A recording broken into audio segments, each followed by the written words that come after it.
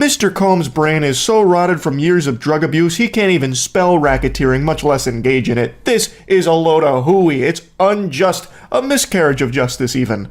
He goes on to glaze him a little bit, sucking on his cock, calling him a music icon, self-made entrepreneur, loving family. Yeah, impresario is the word that I keep on hearing applied to him. Chat's telling me he's more of a label owner than he is a producer. So even that level of creativity is not... yeah, because that's what I've heard about him, is he had a rap career and collabed with Biggie when Biggie was alive. But even though he had some hit songs, they might have done well off of the strength of the samples that he would... That 90s era rap is very like sample heavy. And if you could afford to pay for the sample from a already famous song, you kind of just automatically had a hit. Like, think of like Will Smith stuff from this era. But yeah, apparently even me saying that he is a producer is a little bit more credit than people who know him better than I do in chat want to give him credit for. So I will defer to your judgment on that variant. Man, proven philanthropist. He then has the gall to say he's imperfect but not a criminal. And then says he's been nothing but cooperative with this investigation, and he voluntarily... And it's so weird. Think about the difference between somebody with a tiny amount of clout, somebody with no clout, somebody that's still trying to make it in the industry, right? Somebody that's a cursory figure. If anything marginally like this would to happen to someone like that, their career is over. They're done. There's no explanation. There's no apology. You're gone. You're gone. But with this guy, like the fact that he thinks that there's an ability to apologize, to equivocate, no, I'm not perfect, but come on, who among us is, right? Is just wild. But this is what clout gets you. This is the kind of special consideration that clout gets you. Located to New York last week in anticipation of these charges. Please reverse your judgment until you have all the facts. These are the acts of an innocent man with nothing to hide, and he looks forward to clearing his name in court. See, that's the thing, Mark. People have all the facts because there's so much evidence with the facts. There's too many facts. There is video evidence to support... Which facts do you pay attention to? They're all really bad. Like, right? Which take precedent? Support the facts. What do you mean? Again, I know he's just doing his job, but that shit is so shameless and foul. I don't know how you sleep at night when you have to defend someone that is obviously guilty like P. Diddy. It's fucking wild. Now, Charlie's really playing a little dangerous here, right? As much as P. Diddy is at this point exposed, and I would say a lot safer for somebody to say something like this about him than it would have been previously, he's still got lawyers, and there's a reason that people say allegedly. Have you ever heard we'll check on the news, right? We'll look at some news about this, and you're gonna notice how many allegedlys get like shoehorned in there, because allegedly is the only body armor that you can wear when going up against a clouded up individual like Sean Puffy Combs. To me, like Diddy. 31 minutes ago, Sean Combs arrested in Manhattan after grand jury indictment. They done caught the diddler. The diddler? Oh no. They also had that video drop of him beating the shit out of her recently. And then he released the apology video about it. It's always, like, I understand it's their job to defend their clients, but it's always just so crazy. A statement from Mr. Combs' legal team said that they are disappointed with the decision to prosecute him and noted that he had been cooperative with the investigation and had voluntarily relocated to New York last week in anticipation of these charges. Ugh. We're so disappointed that they're actually trying to hold him accountable. Like, we're really upset about that, actually. Yeah, there's overwhelming evidence to all of these awful crimes that he's committed, including that video of him beating the shit out of the Cassie. But like, why would you, like? I thought this was a free country. Why would you try and like punish him for that? I'm assuming the apology video didn't work. We don't know yet. We don't know. Maybe they'll send the apology video out to the powers that be, and they'll be like, "Wow, he is reformed. This is." Class act. A good man. We can't punish him for... He's changed. He has changed so much. He's a pillar of the community. Look at this apology video and how sincere it is. We're dropping the charges. I was I mean, I hit rock bottom, but I make no excuses. My behavior on that video is inexcusable. I take full responsibility for my actions in that video. Okay, so no, obviously, oh my God, we're not going to watch this, right? But obviously, yeah, it's inexcusable. But what makes somebody think that an apology is going to fix this, right?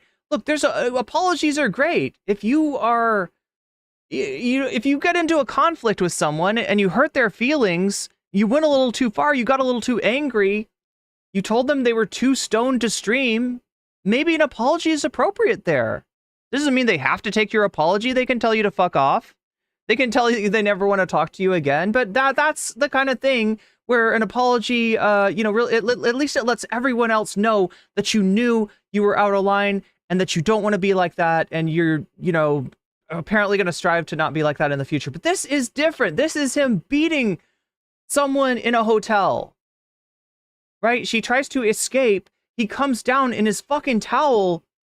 And I mean, you know how this video ends. We're not gonna watch it. We're not gonna watch it, right? Because it's terrible, and I'm sure you've seen it before.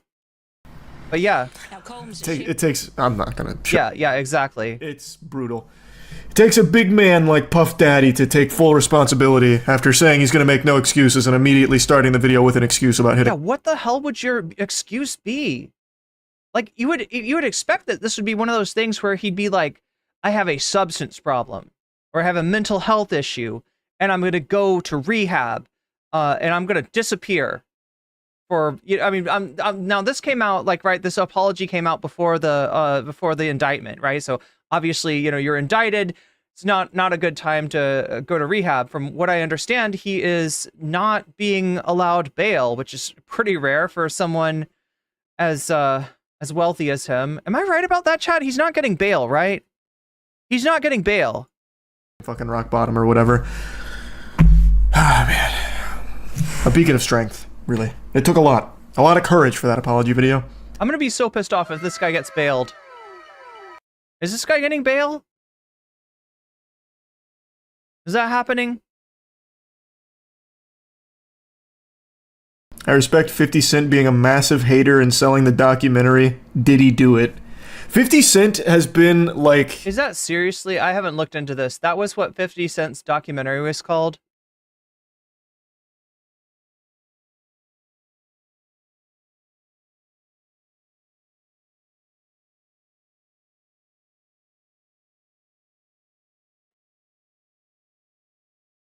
I would say an elite level hater of P. Diddy for quite a while. I don't remember how long ago this was, but there's a comment he left on an Instagram post of Diddy's that I think about from time to time and giggle on. It was P. Diddy riding a bike, and 50 Cent left the comment under it saying, "We all know there's no seat on that bike." That shit, I was grabbing my... Okay, wait, no, what's the joke there? Oh my God, chat, please don't tell me this is a gay joke. Right? Please don't tell me out of all the things you could say about this guy that the joke is that the bike seat goes up his butt. That cannot be the fucking joke. Wait, let me rewind that just to check that out. Wait, what? Being a massive hater and selling the documentary Diddy Do It. 50 Cent has been like, I would say an elite level hater of P. Diddy for quite a while. I don't remember how long ago this was, but there's a comment he left. 50 Cent is the king of pettiness, and I love it. Yeah, ACAB. And also, thank you for re-upping your membership. Left on an Instagram post of Diddy's that I think about from time to time and giggle on. It was P. Diddy riding a bike, and 50 Cent left the comment under it saying, "We all know there's no seat on that bike." Okay, so that's the joke from, I mean, I guess 50 Cent, like, you kind of expect it. There's so much more to go at him over, though. Did people really not know any of this stuff? That shit, I was grabbing my belly when I first read that. Wait, 50 Cent's pretty old school too, right? Is 50 Cent like a 90s rapper? That one, I thought that was so good. Earlier this evening, federal agents arrested Sean Combs based on a sealed indictment filed by the SDNY. United States Attorney for the Southern District of New York, Damian Williams, said in a statement, "We expect to move to unseal the indictment in the morning and we'll have more to say at that time. Federal grand jury in Manhattan returned an indictment against Combs, which set in motion his arrest. The charges remain sealed. Oh. Yeah. Now that's weird, right? I expected to see the charges by now. Keeping him a mystery right now. A little loot box of charges here for him. What was the name of his camp for kids? Where, Oh no. brainwash kids and shit. Was it Puffy Camp or something? Was it Puff Daddy Pastry Parade or something? What the fuck was it? Puff Daddy Love Care? Oh no. Puffy Flavor Camp. That's what it was. Flavor Camp. That's right. It was the Flavor Camp. You go there to get your flavor. 50s, early 2000s. Signed by Eminem. The singer and producer Puffy Flavor Camp. That's right. Basically like abducted kids. That's exaggeratory. Yeah, Eric's putting out the point that no matter how good of a hater 50 might be, Kendrick is the champion. He didn't like World champion of haters. abduct them himself, but that shit was foul. The 48 hours with Justin. Oh yeah. The P Diddy clip with Puffy Flavor Camp. He was like, I don't remember the whole. I don't know. I don't want to know what Puffy Flavor is. Like, I don't want to know what that flavor. I'll pull up the clip, I guess, in a second. But there's a clip where there's an interview, and he's like, no. Justin's got 48 hours with Puff. He's got a 48 Puffy hours. No interruptions. It'll be good for him or something. It's so weird. Fucking diddler. In plain sight, right under everyone's nose for years. Finally, though, they're acting on all of the shit. Much like Epstein, it feels like everyone knew he was on some heinous shit, but no one came forward. Avi says 50 walks so Kendrick could run. Because he's so influential. Well, that was one of the big things. If I remember correctly, he had like a lot of dirt on everyone through throwing his Diddy parties. So I think that was a big... Now, I'm trying to remember, what are these called, right? Diddy parties? Or there's other names for these parties. Piece of leverage for him and keeping people quiet for so long. But yeah, tons of people knew all about Diddy and the terrible shit. Judge, and keep Sean Combs locked up. First of all, Okay, we're going straight through towards this, I guess. So let's finish this Puffy content up. Can anybody help me out with the name? The freak-offs. Thank you. That's the more proper name. I think Moist Critical is just like me, having a brain fart, not able to think of what they're called. But yeah, freak-offs is the official name of these. So the whole furry wall, the Jeffrey, the chasing after people, the turning into a werewolf, that stuff might not have been fake. the law says that when Get Him to the Greek is not a movie as much as it is a documentary, at least in regards to P. Diddy. person's facing the charges, Sean Combs is facing, the presumption is that he gets locked up pending trial. So the field is automatically tilted in the prosecution's favor. He is looking at a minimum of 15 years behind bars if he's convicted. The prosecutors argue that. And finally, prosecutors argued intensely that Sean Combs is engaged in constant obstruction of justice, intimidating witnesses, bribing witnesses, and that usually strikes a chord with judges when they're considering bail. What do you make of the charges and the indictment? Does it seem solid to you? One of the responses from Sean Combs' defense team seemed to be they don't have anybody who alleges that they did anything non-consensual. Yeah, I don't get that read out of the indictment. Of course, we're hearing from both sides. Now, it strikes me as a strong indictment. We do have to keep in mind it's a one-sided document. It's the prosecution's allegations. But a couple things jump out to me. First of all, they have videotape. We've all seen the videotape of the assault on one of those women who's alleged to be a victim. That's going to be a really tough piece of evidence for the defense. And if you look beyond the indictment, there was a companion document filed today that says that prosecutors have talked to and plan to call dozens of victims and witnesses. So even if the defense can discredit one or two or three, they're going to have to deal with dozens of victims pointing the finger at Sean Combs. So you used to specialize in prosecuting racketeering cases at this U.S. Attorney's Office. How exactly do racketeering charges play out here, and how does it give prosecutors an advantage? Racketeering charges are such a powerful weapon for prosecutors, and I used to use that tool quite effectively, I think. What prosecutors have done here is allege that Sean Combs was at the head of an organization, a racketeering organization, a criminal enterprise that committed multiple crimes that were connected to one another. And what that allows you to do as a prosecutor is to pour in evidence of all manner of crimes. And here prosecutors allege that Sean Combs committed this enterprise by committing assault extortion, drug trafficking, with firearms offenses, with obstruction of justice. And so you end up as a prosecutor able to put this massive evidence of various types of crimes in front of a jury. So it's a lot for defense lawyers to respond to, and it really is an advantage for prosecutors if they can prove the core allegations. You're familiar with not only this prosecutor's office, but the judge assigned in this case. Tell us about them. Yeah, so Judge Andrew Carter, first of all, is assigned to this case. He was a magistrate, as I mentioned before, in Brooklyn before this. His background primarily has been as a defense lawyer. He was a longtime public defender. He's deeply respected in the New York legal community. The prosecuting office here is the Southern District of New York. Maybe I'm biased. I used to work there, but it's known for charging and getting convictions in high-profile, high-stakes cases. And we've been hearing a lot from the Southern District, right? This is where Donald Trump's, at least one of his, I think maybe both of his cases went down. That's what the Southern District has done for decades now. They're no strangers to this type of case. I will say, at the risk of sounding like a homer, if they bring a case, they typically have the goods. They have their case buttoned up. All right, Ellie Honig, thanks so much. Appreciate it. Let's get some more on this with our legal and entertainment expert. I'm sorry, at the risk of sounding like a homer Simpson. And Joey Jackson, I'll start with you. How much does it speak to the severity of these charges against Combs that the judge denied his bail?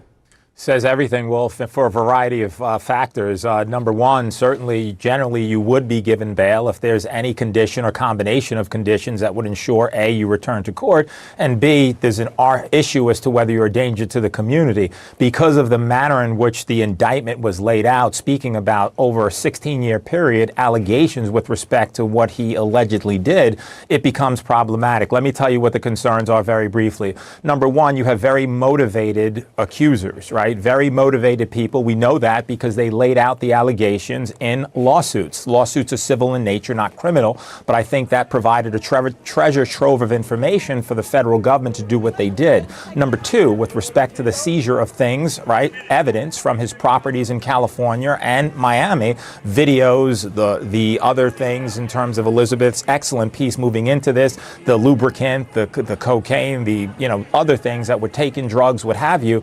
It's really. So I'm going to see if I can find this documentation, right? I think it's strange that so far we've heard about lubricant, baby oil, and narcotics. And I'm guessing there's a lot more involved. Concerning. And so at the end of the day, Wolf, it's going to be established with proof or not proof. But here's the last thing. This is a case of the United States of America versus Sean Combs. Why do I say that? Because a lot of other people who could have been charged in this indictment with him were not. What does that say to me as a defense attorney? That they are cooperating with the government. So you have the accusers that are there giving their story, innocent until proven guilty, but you have other people who you could say were his enablers who are not being looked at by the government, who are looking at helping the government prove their case. So it says an awful lot that he's detained at this point without bail. There'll be an appeal on that issue. We'll see what a court has to say thereafter. Yeah, So the thing I know about racketeering charges is that they're commonly used against organized crime.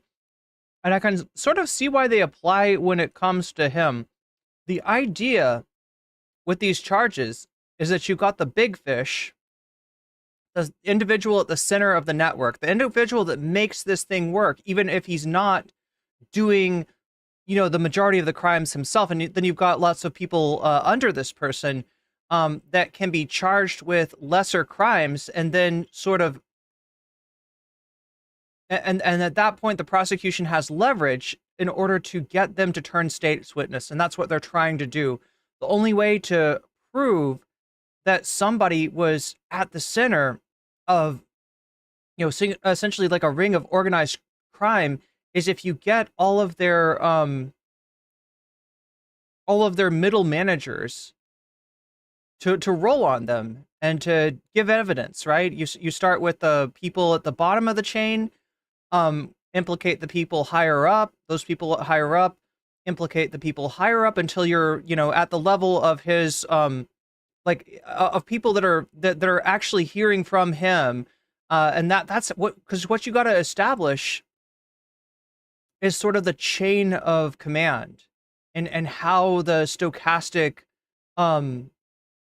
power worked. And once you can get that, then, the racketeering charges come in and really really bite the person at the top of the chain. See what happens. Lisa Bonner is with us as well. Lisa, to Joey's point, and he made very strong points, the judge said in her words, and I'm quoting her now, "My concern is this is a crime that happens behind closed doors, even when pretrial services is monitoring." That's pretty chilling. What do you make of that?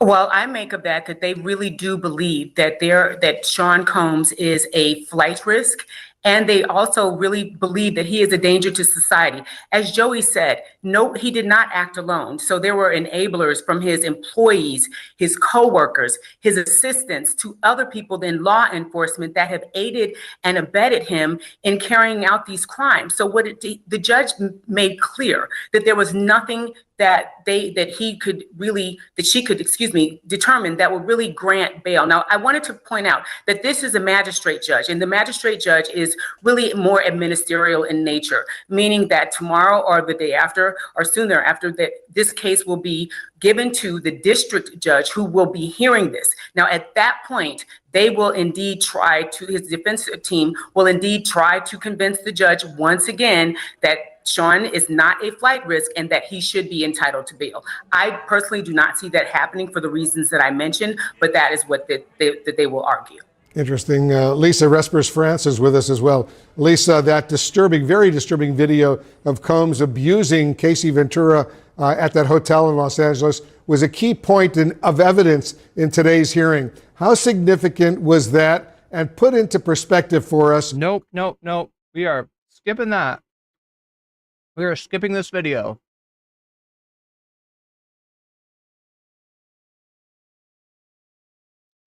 Sorry.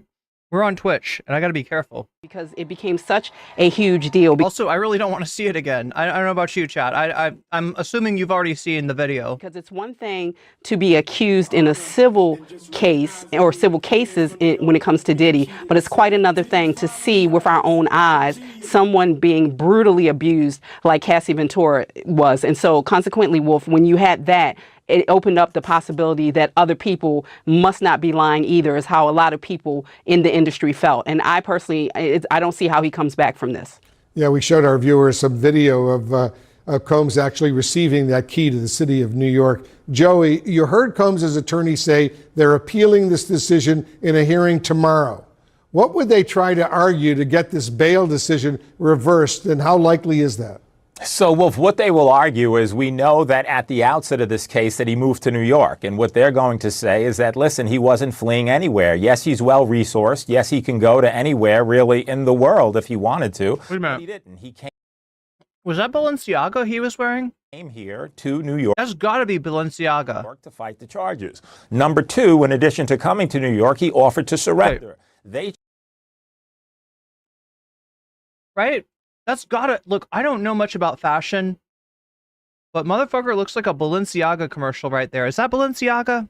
Anywhere really in the world if he wanted to, but he didn't. He came here to New York to fight the charges. Number two, in addition to coming to New York, he offered to surrender. They chose it as prosecutors to get him at the hotel. Why? That was the Look, real dreadlock. I don't want to rush to judgment on anybody. Again, you know, he hasn't been convicted of anything. He's been charged with quite a bit.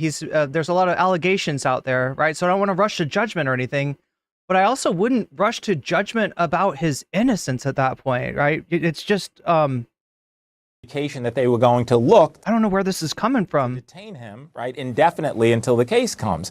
And number three, they'll argue that, yes, these are decades allegations in terms of 2008 to present, but what they will say is that, you know, he hasn't, as of late, been certainly a danger to the community, and these certainly are allegations. Last point, Wolf, and that's this. These are life-changing allegations. Every indictment is, but there's also a forfeiture provision in here, so irrespective of whether he's detained or he's out, if he's convicted on this, and it's an indictment which is a mere allegation. This has to be proven in court to be clear. But if he's convicted, the government can forfeit everything from the criminal enterprise. That is his world. That means the government could take everything and anything that was a result, right, of proceeds from who he is and what he does, entertainment or otherwise. So this could change his life as he knows it. And ultimately, that's going to depend upon whether the government proves the case beyond a reasonable doubt. Potentially, he could spend. Wait. So here's what I don't get. they're talking about like his material possessions. And yeah, obviously, you know, in a racketeering charge, those are going to be gone after too. But I feel like he's got bigger worries. I feel like if this is, you know, if this sticks, right, he's not going to be, this guy's 53, is that right? 53 years old? Like, potentially, he's not going to be out of jail or out of prison until he's a very old man. In prison, right, Joey? Maybe the rest of his life? Without question. That's what I'm saying. Looking at potentially a 15-year mandatory minimum in addition to, it depends, of course, a life sentence. Now, in the federal government, very briefly, there are these sentencing guidelines. Sentencing guidelines are predicated upon who you are, but listen, these allegations could keep him behind the bars for a long time. Certainly true. Lisa Bonner, let me go back to you. So can anybody help me out understanding the going back to New York thing? So, I mean, like, all I know about this guy is from, like, documentaries talking about the deaths of Tupac and Biggie. And, yeah, Biggie is, you know, an East Coast guy, and Tupac is a West Coast guy. So, like, it makes sense that he's from New York, I'm guessing. So do these charges all, like, take place in New York? Because, like, how long has he been living in on the West Coast for? Cases like this, how much do you weigh putting the survivors through a trial versus exploring potentially a plea deal that could spare them having to testify? Well, I don't foresee them really accepting a plea. At this point, there is so much evidence that is levied against him, and the indictment is very strong. It is specific, it is laid out in detail, and it is very extensive. And so when you look at that and you look at the vehement denials that Sean has given over the course of this past year, and it wasn't until the video evidence came out with Cassie Ventura where he was seen brutally beating her. Hey, do not go back to that. Please do not go back to that. I don't want to see that again. And so at this point, really, he was really denying all of that. So I don't really foresee that changing. He had an opportunity at some point. He knew this was coming. He still was trying to negotiate a surrender versus a plea. Play TV says, can you please explain what the fuck is going on? I mean, which part of it? Like the background of him, why he's famous, the charges against him? So I really don't think that they're going to be inclined to offer a plea, or will Sean be inclined to offer or accept one? So I do see this playing out in court, very similar to what R. Kelly did. And that was tried over just across the bridge at the Eastern District of New York. So I really do not foresee any kind of plea. And it is unfortunate for the survivors because you are pitting them up against the evidence and having to speak on that. All right, Lisa, thank you. Lisa, Joey, and Lisa, thanks to all of you. Appreciate. Get him to the Greek. Oh yeah, that's right. Russell Brand. Oh my God, who's the other? Was it Seth Rogen? Who's the other guy in Get Him to the Greek? It very much. I honestly did not know who any of these people were when I watched that, like way back, right? And this is Michael Moore. Michael's with me now. Let's just deal with the, if you will, the logistics before we turn to the gravamen. The refusal of bail in these circumstances, bearing in mind he'd flown to New York to turn himself in, so he was preempted by the police. Are you surprised that he was refused bail? Well, I'm glad to be with you. I'm not surprised at all. I mean, the nature of these charges are so serious, the allegations are so serious, that it's not surprising that this hearing he was denied bail. The judge has to look at things like whether or not he could be expected to return to court. Does he have the manner and means to perhaps evade law enforcement and not appear? Is he a flight risk, in other words? And so I think at this point, the judge has decided that the fact that he was doing these acts in secret do not obviously lend much to his statements that he will be open and available. So I'm not surprised at all. But again, we will see what the district judge now does since the case has been, or the decision has been at least appealed up, whether or not there are some terms of bail that might make the court comfortable that he will show up for court. Now, turning to the charges themselves, they are amongst the most serious, which would involve Mozart says whale juice is better than baby oil. very long periods of incarceration if convicted. But it also raises the question, if there was a plea deal at some point in the future, to plead down from these very serious charges, the lesser accepted offences would also be serious and could end up in prison. And also, wait, does that... Okay, wait. Now, my understanding is that's not how RICO charges work. The only way that a plea bargain would work is if their case fell apart. In other words, if they weren't able to start with the little fish to get to the bigger fish to get to the, right, they got to get people to rat on each other. They got to get people to, and not just rat on each other, right? Because you're dealing with a situation where there could be people involved in this that didn't want to be involved in it, and that are only doing, carrying out his will because of the fear of, what he could do to them. Like, this is a powerful, powerful person that's got a lot of, has got a lot of leverage over a lot of people. And that, so potentially people that are caught up in this, they might not be all, terrible people that are on board with what he's doing. There could be people that are just kind of caught up in it and don't know how to get out. Jonah Goldberg? Oh, it was Jonah Hill. Wait, Jonah Hill did it? James Franco? I don't remember any of that, like, 2000 stuff that my ex used to make me watch. I think any plea discussion of the case, because you have such significant impact on the victims of the case, would necessitate that he be sentenced to prison in some way.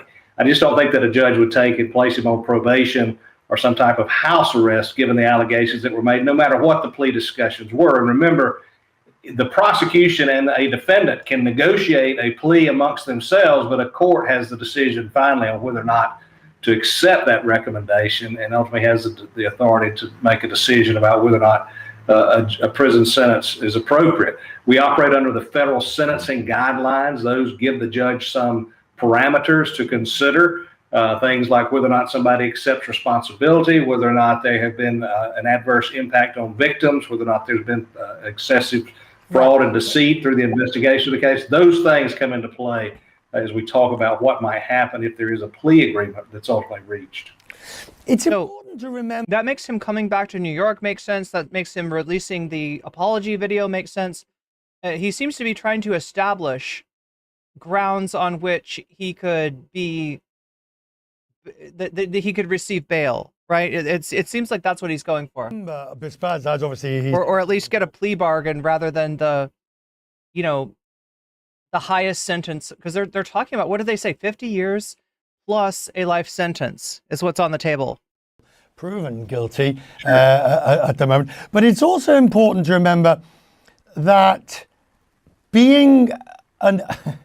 not being a nice person, being an unnice person, if you will, is not a crime. They're going to have to prove the elements of the offences in these cases. Just because he might not be likable is not enough to get you locked up. Well, I mean, that's exactly right. And this is an indictment. These are merely allegations, and he has a right to have his case tried in court, and the government has to prove that he's guilty beyond a reasonable doubt. The indictment, the allegations, we heard from the United States Attorney in New York, these are sordid details. They are particularly troubling as it relates to whether or not the allegations are true, on whether or not certain people, victims in the case, were given drugs at the time to get them to do these sex acts, whether or not there's been some effort to blackmail or extort or silence victims in the case by the use of videotaped, and to call it pornography would probably be too nice. I would just say dark type of pornography, it sounds like. Yeah, compromat, right? As far as what it's being used for. These are things that a judge is going to have to consider as we go. And New Edge, yeah, he's a donor to several prominent Democrats, but he's also got connections to Trump as well, right? There's a lot of wealthy and powerful people kind of tied up with this guy. Finally, back to the... We'll take a look at what Donald Trump has said about him, as well as what finally drove P. Diddy actually to cut ties with Donald Trump, I think is how it worked out. around 2016. Well, we'll take a look at that stuff in a second. The logistics, if you will. He was prepared to turn himself in today, so we understand. The arrest removed from him the almost right to bail. Since I was going to turn myself in, I'm entitled to bail if I had turned myself in. By arresting him, the prosecution removed that possibility. Well, they certainly removed the argument for him to make that he had turned himself in. It's mighty hard to, when you fly into town on a jet and you're there, to argue that there's no possible way you could be a flight risk. And that's one of the things the judge would consider. Another thing would be the nature of the charges, the allegations that were made. They spanned a long period of time. There were efforts to influence witnesses, it sounds like. At least that's been an allegation that has been made. These are all things that get put into that decision. The fact that he just would have turned himself in, that would have been in his favor. But there are so many other factors at play that it wouldn't have surprised me to see a court dig into those a little bit in making a decision whether bail would be appropriate. And at this stage, a judge has determined that bail is not appropriate. He has a right, and has done apparently so, to appeal that decision and have another hearing on it. At that time, his lawyers will have a chance to make these arguments about the efforts that he was making to cooperate and to get there. The term cooperation, frankly, sometimes gets to be a little loosey-goosey. Depending on loosey-goosey who's wanting is, you could probably come up with a better term than loosey-goosey, given the nature of this case. The argument to their benefit. We'll talk more in the future. I don't know. Maybe not. Maybe there's just like there's so many phrases that that you don't want to use for fear of turning our stomachs even more than they already have been turned.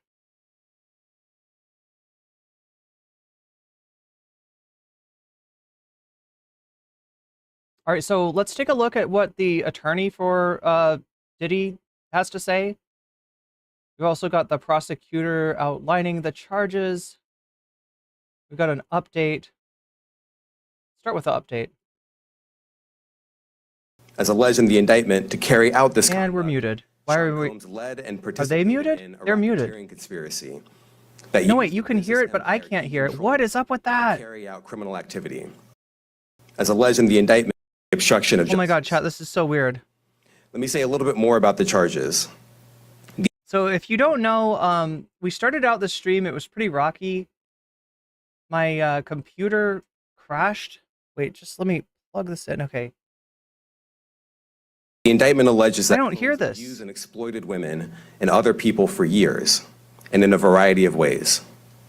As alleged, Combs used force. What would have changed that would make it so that I don't hear the sound that everybody else hears?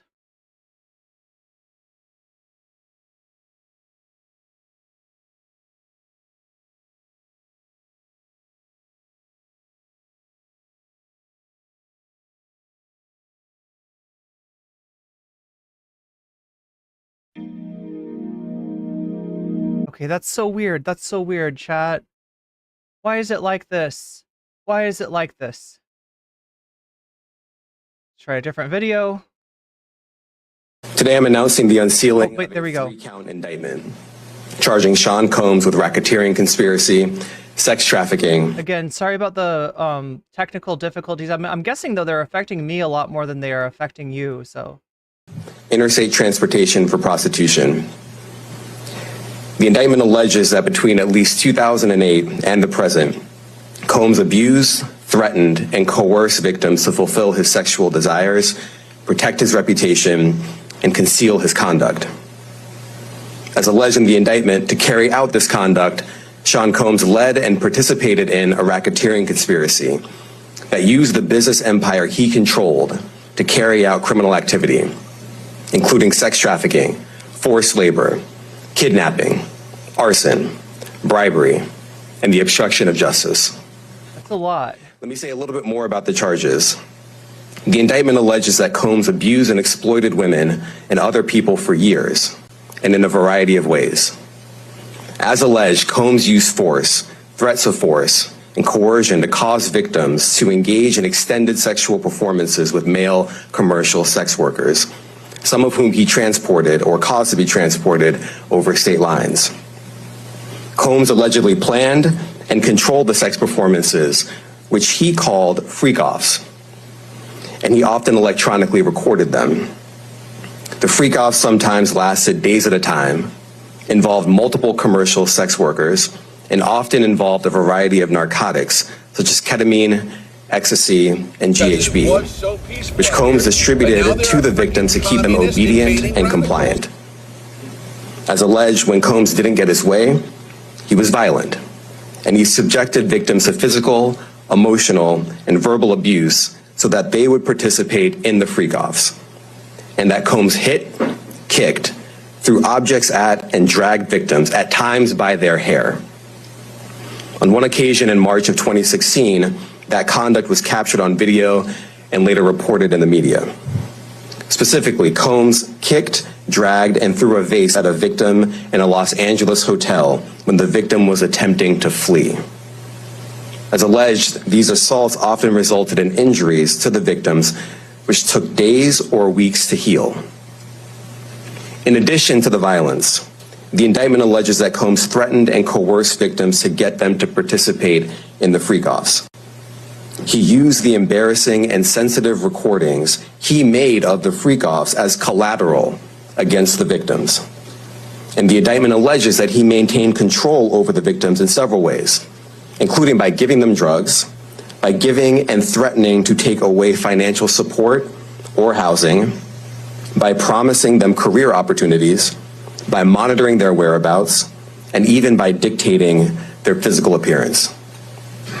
Because of all of this, the indictment alleges that the victims did not believe they could refuse Combs without risking their security or facing more abuse. Okay, so there we have, you know, the question that somebody brought up in chat, right? Why would people allow him to continue to do this to them? There it is. The indictment also alleges other acts of violence undertaken by Combs and others, including violence against witnesses to his abuse, kidnapping, and arson. The indictment alleges that on more than one occasion, Combs carried or brandished firearms to intimidate and threaten victims and witnesses. Thanks for watching. I'm sorry. There's something about like them ending with that particular.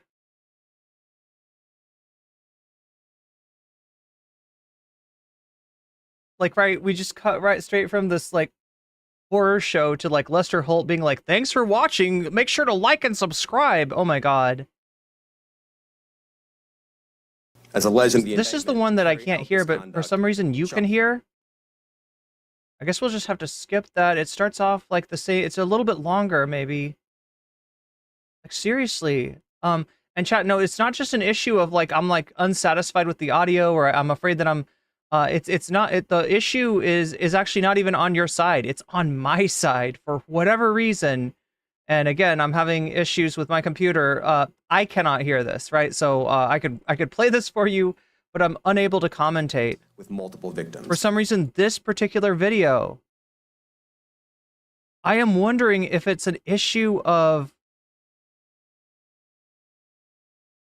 like mono stereo, right? So imagine that my headphones are only playing one side of the stereo, you know, left and right, and that this video is recorded maybe on the other. That's what I'm thinking. But anyway, apologies.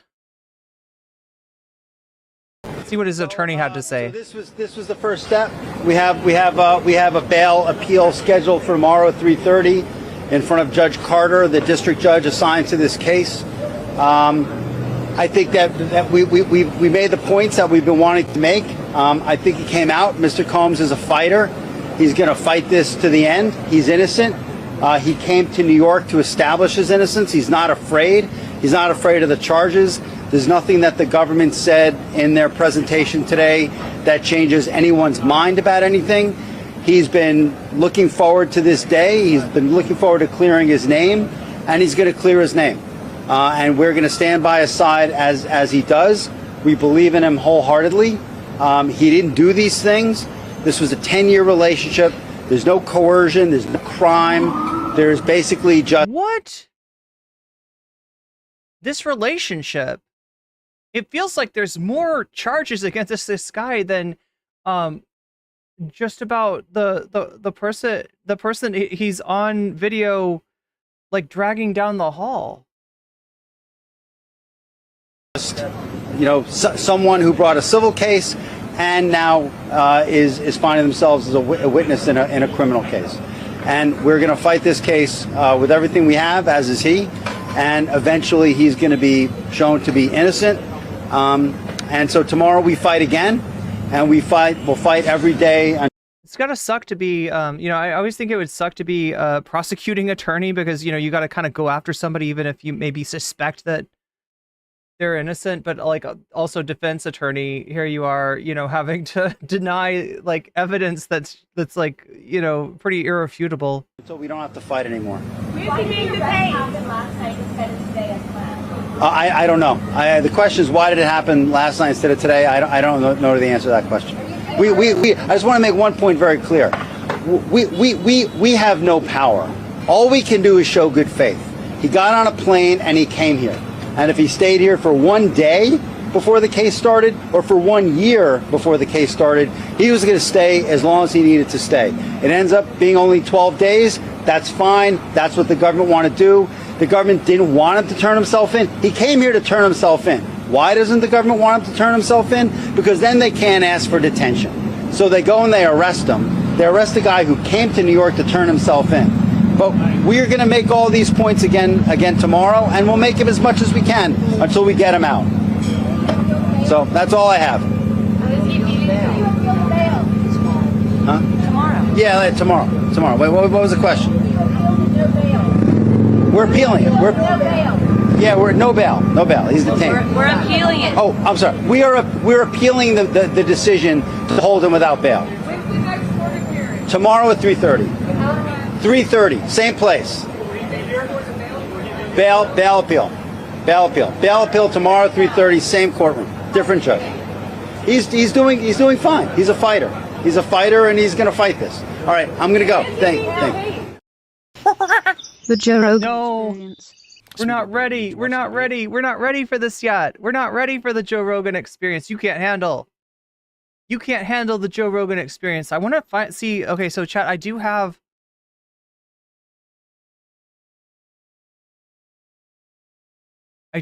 for you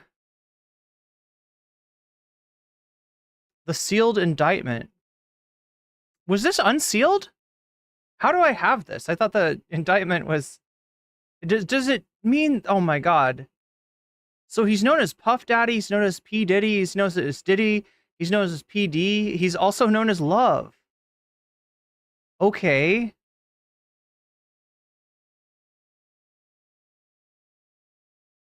So we have a Legal Eagle video from 5 months ago. I'm assuming that that there'll be another one yet to come, like a new video.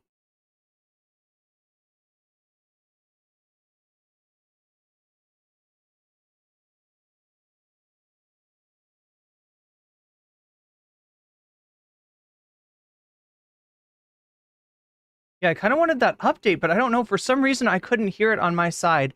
I'm going to have to figure this out on my end. Okay. I kind of feel like we've done, the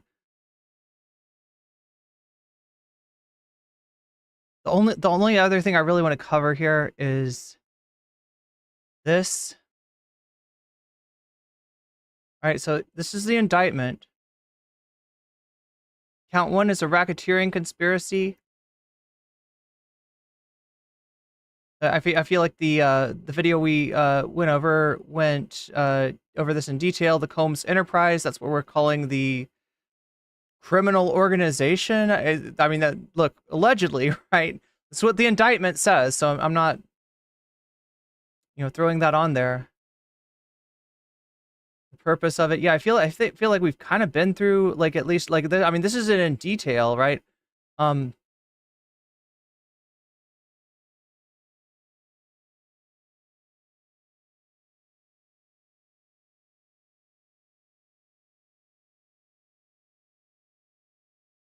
After freak-offs. Combs and the victim typically received IV fluids to recover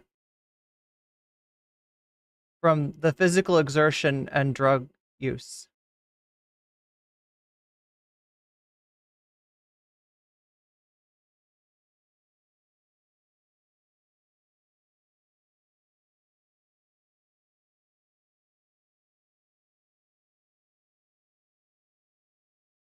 Yeah, they went over this.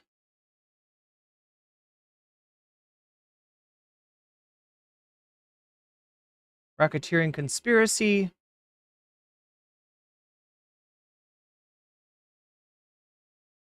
Okay, so count 2 is trafficking by force, fraud, or coercion. And again, there's another word in here that I'm not reading to try to preserve my monetization. Yeah, chat, this is going to be very hard to stay monetized today, so massive appreciation to those of you who have donated so far, whether through a super chat, super sticker, getting yourself a membership, or gifting memberships to others on YouTube if you're signing up for my Patreon or contributing to the Throne account. Massive appreciation to you on this very day, because this is it's stuff like this, right? If I go over wholesome content like what we're about to see, we're gonna do a what do you call it? A palate cleanser. It feels weird to say palate cleanser when this is the kind of stuff we're cleansing. Count 3 is transportation to engage in the P word there. Forfeiture allegations. This is talking about...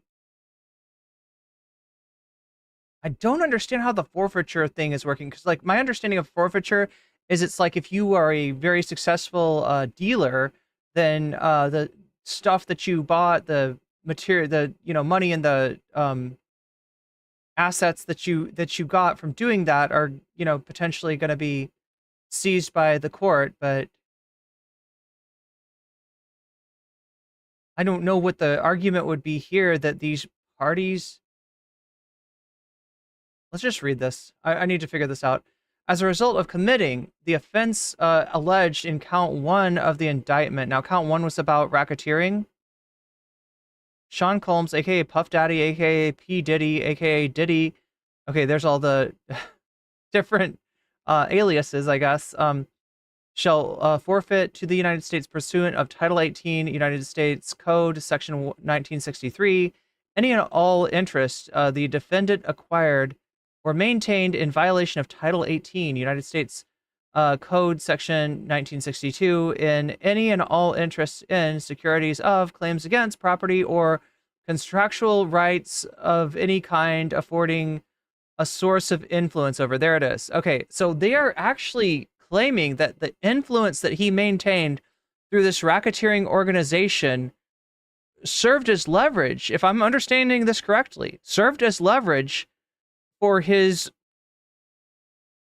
career as like a music impresario.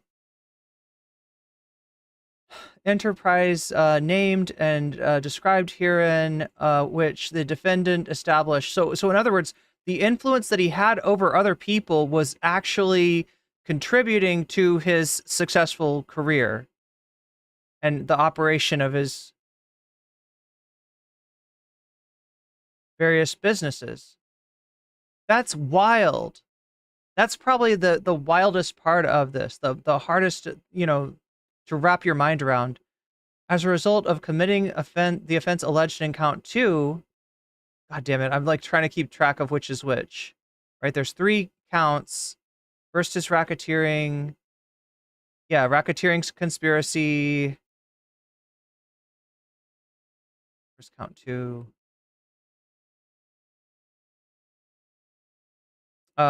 Trafficking by force, fraud, and coercion.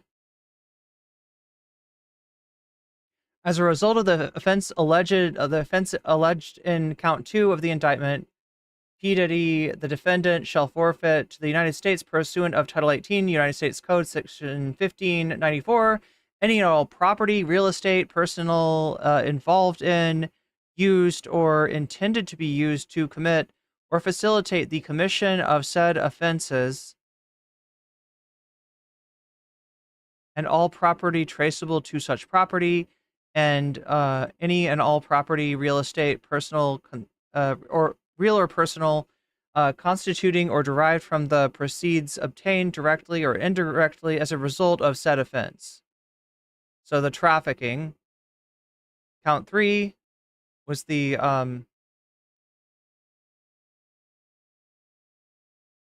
transportation to engage in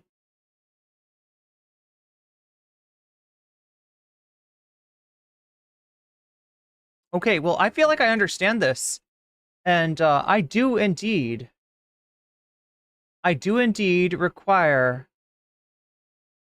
a little bit of a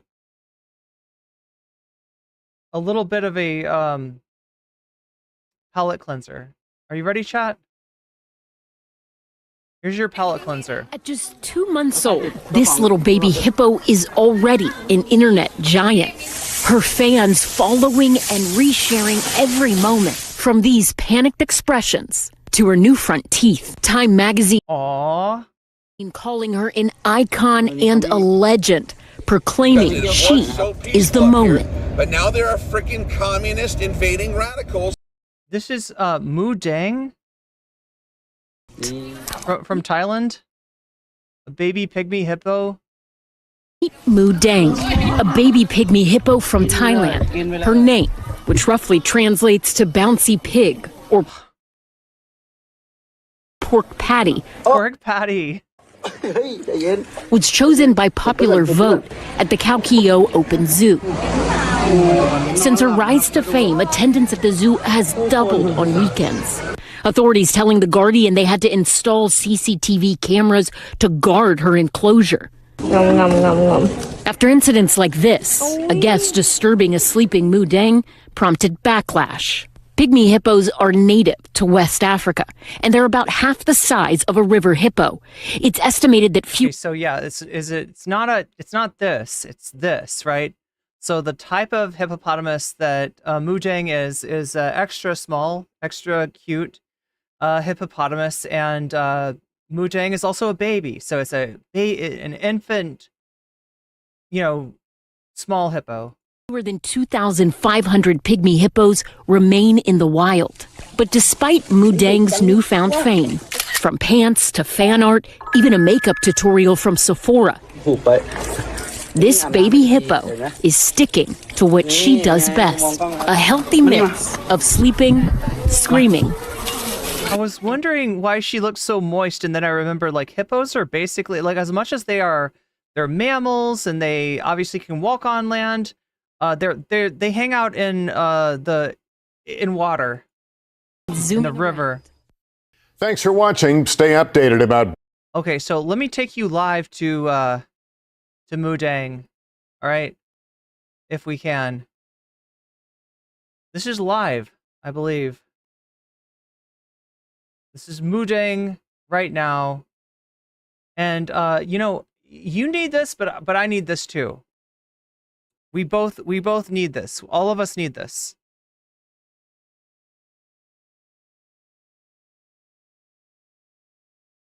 Here's Davi's saying that P. Diddy's gonna get Epsteined. Here, let's why don't we just switch to this? Oh my God, so much. Okay, I feel better. We got through that segment. Chad, if you enjoyed my content, make sure to leave a like. You can also hit subscribe if you want to, and hit that bell notification to stay up to date on my streams, on my videos, and on everything else. If you want to support me, you can check out my Patreon, which is in the description, and support me monthly on my Patreon. At this point, I'm giving you a lot of content for free, and that's kind of what we're concentrating on right now. You do get a shout out.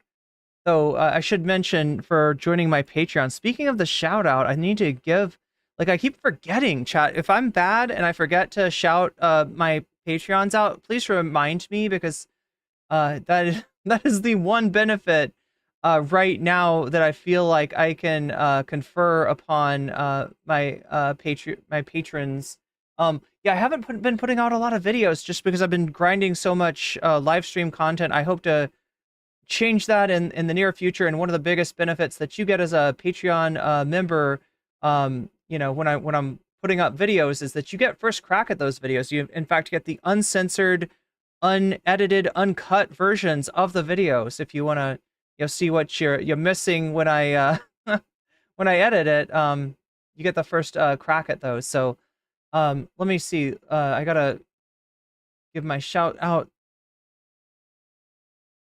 So yeah, the Patreon has various tiers to it. There's a tier as low as $3 if you want to just support me with a little. But if you're supporting me at $5 or above, that makes you a fancy weasel.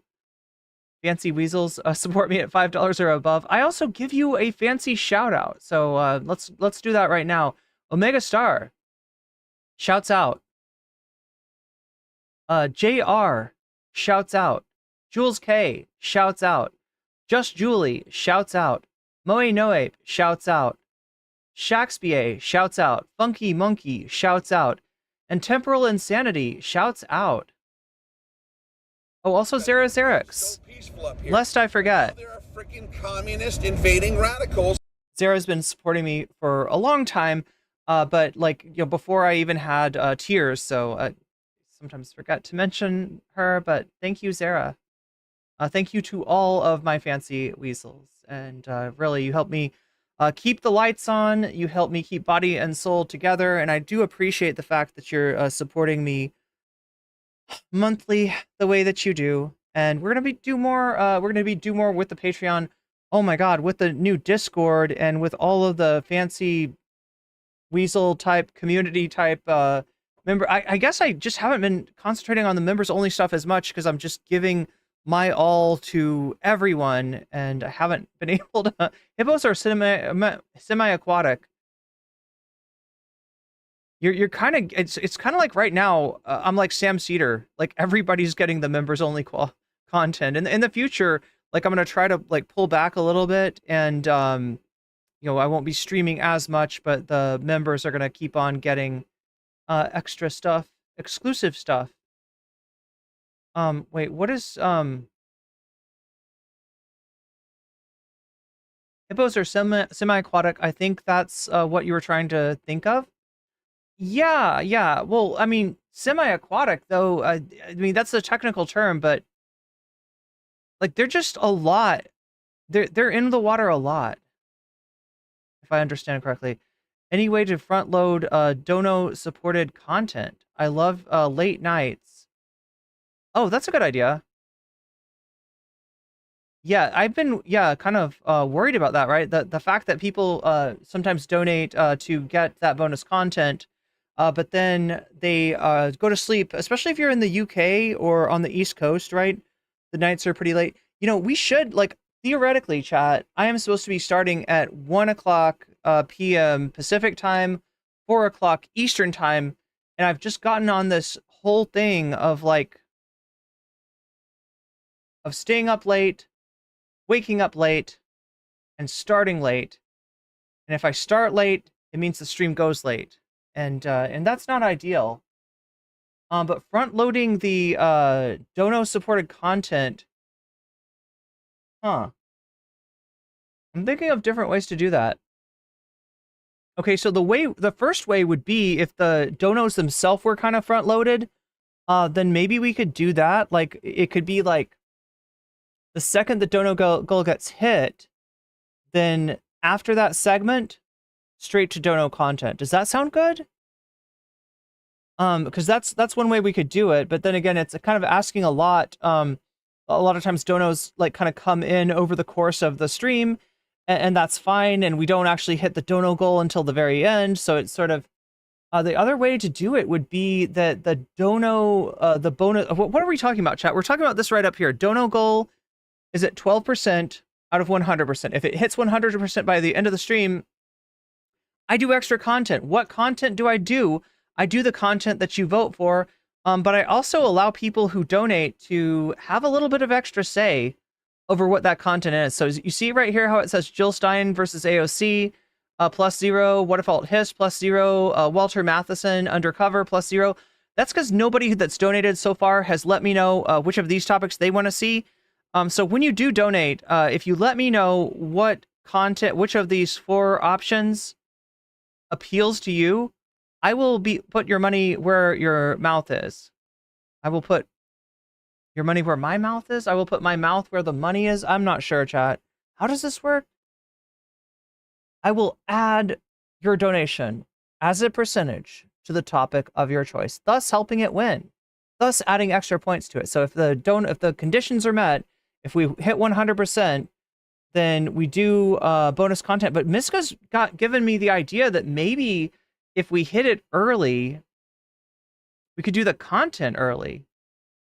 And that might actually help me out too in terms of getting back on a good schedule. Because I know on Twitch, right, if you're following me on Twitch, you see the schedule say she's starting at this time, and then it's like 3 hours later is usually what, and today it was like, I don't know, it must have been 4 hours or 4.5 hours late, right?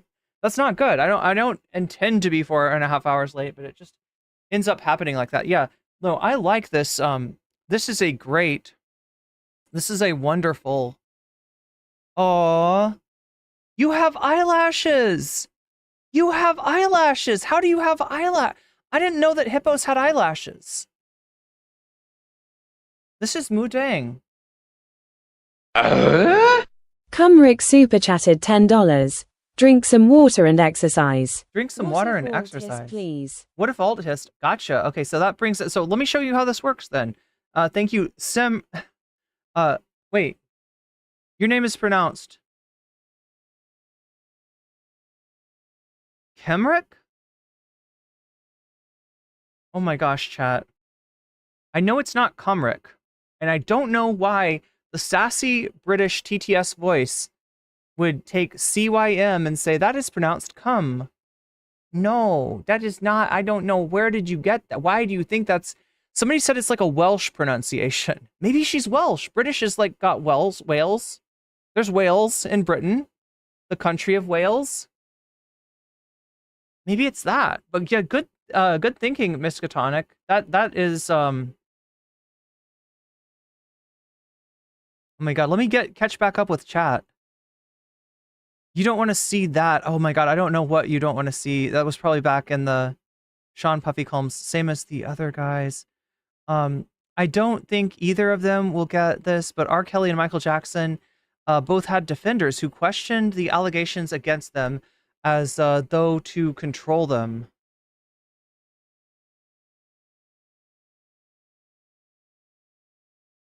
There was a whole South Park. Oh yeah, wait. I didn't do like I was like, let me show you how this works, right?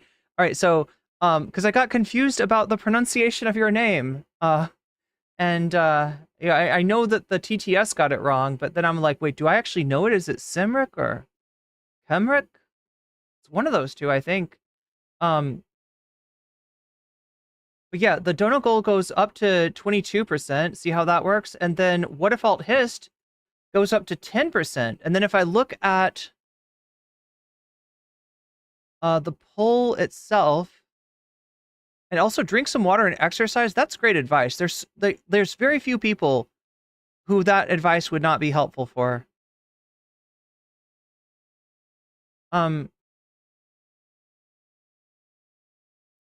Wait, oh no, we don't have the new poll.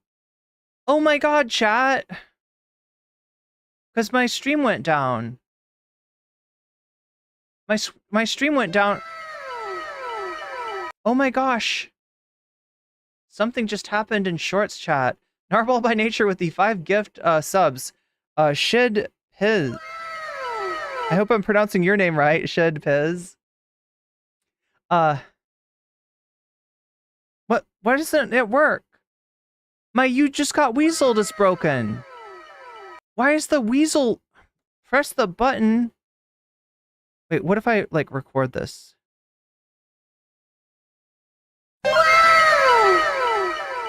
You just got weaseled. And that's a good thing.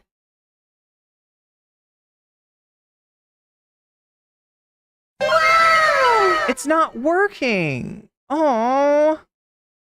Let's try this again.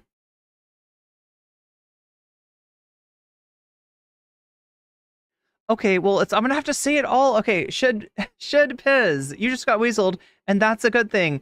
Mago Del Rio, you just got weaseled. Chat, my whole setup is broken today. You just got weaseled, and that's a good thing. Queen Bee, you just got weaseled, and that's a good thing. The furry one, you just got weaseled, and that's a good thing. Random Girl 3PO, you just got weaseled, and that's a good thing. And that gets added to Rud Tent, which means we got 37% and 25%.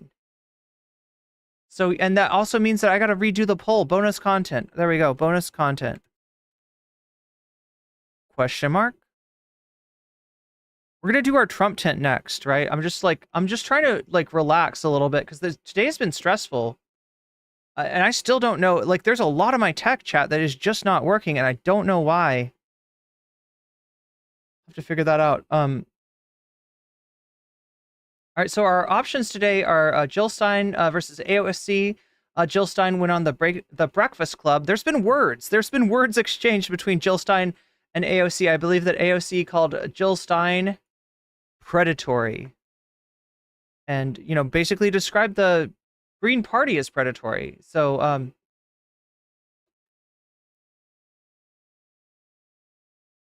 so Jill Stein has a few things to say back to AOC.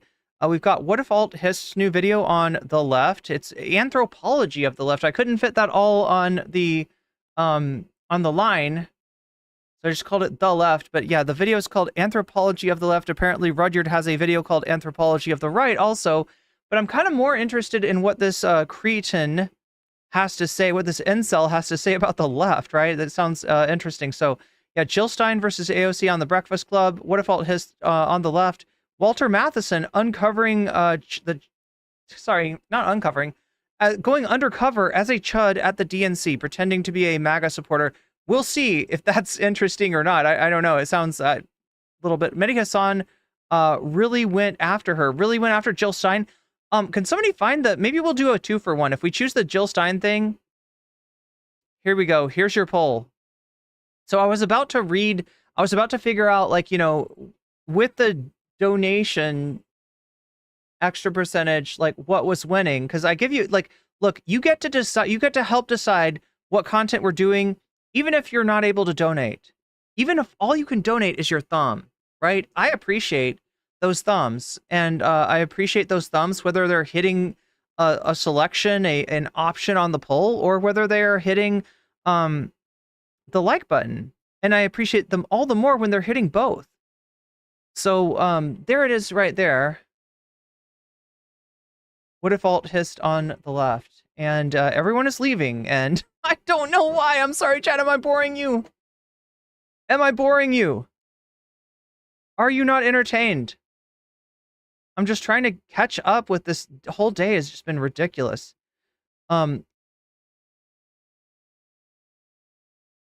What If Alt Hits gets dragged on every history or alt history subreddit I frequent?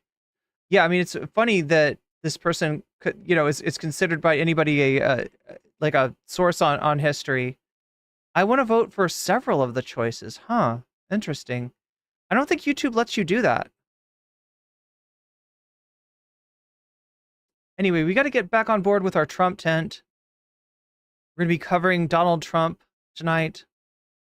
Did we get some QAnon stuff in chat? Oh my gosh. Was it entertaining at least? Yes! Yes, we had a QAnoner chat. Unironic QAnon representing. Based weasels, yes indeed. Like the stream for Irene being based and playing dino puppies for, yeah, it kind of is a dino puppy. I'm just trying to recover from the ridiculous beginning of the stream. But yeah, Miskatonic, you got a good idea. And if chat will play along with me, if we can front load the donos, we can definitely do those earlier. Because what Miskatonic's pointing out is that the donos usually come over the course of the stream. And that means that we don't hit the dono goal until the very end. And I usually do that content at the very end too. And so the people that are donating in the beginning maybe don't get to see the content that they are donating for, right? Is when you donate, you're able to let me know which of these topics you want to see as the bonus topic, as the bonus content. And you actually get to add your donation as a percentage to the topic of your choice. If you tell me in the chat which of the topics you want to see go on. Oh my God, is Moo Deng sleeping? I think Moo Deng is sleeping. Wait, is Moo Deng breathing? I'm like looking for the breath. Yeah, Moo Deng is breathing. Oh my God, so relaxed. Look at how... So is that Moo Deng's mom? I think that's the mom of Moo Deng, maybe, or maybe the dad. I don't know. Some kind of relative, maybe an uncle.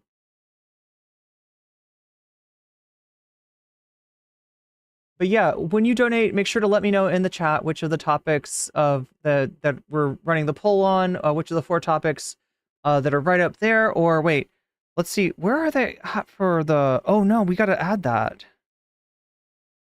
Is it right there? It's right there. It's right there. Yeah, there we go. So you see these 4 topics. We hit 100 on the Dono goal. We will unlock one of the topics. Which topic? The topic that you're voting for. Where do you vote for the topic? You vote for it on YouTube on the full scale stream. So even if you're on Shorts or you're on Twitch or whatever, you can come over and vote if you want. I'm not telling you to switch streams. You do what you want. You watch me on whatever platform and whatever version you want to do. But if you want to vote, you got to come over to the main stream. So that's where that is. Your vote counts towards that. And then your donations count towards that as well. So I combine them together, and we see which of the topics is the winner.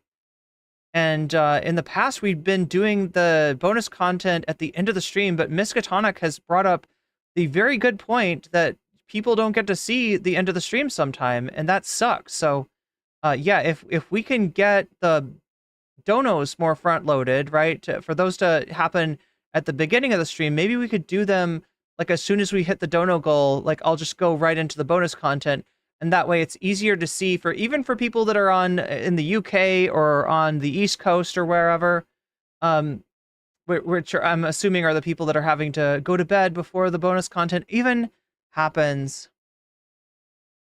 Okay, so do we figure out how to say your name? What is Shorts? Like YouTube Shorts?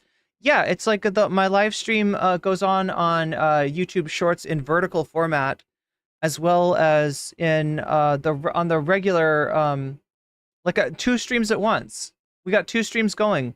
One stream for the Shorts audience. It's kind of like a TikTok stream, but it's on YouTube. Does that make sense? She is breathing. Don't you dare scare her. Well, I just wanted to make sure. She's just a baby. That time traveling Moo Deng that came back to warn them about people pouring water on the baby version? Wait, is pouring water bad? The stepsister, Hippo Hub says that's Moo Deng's stepsister.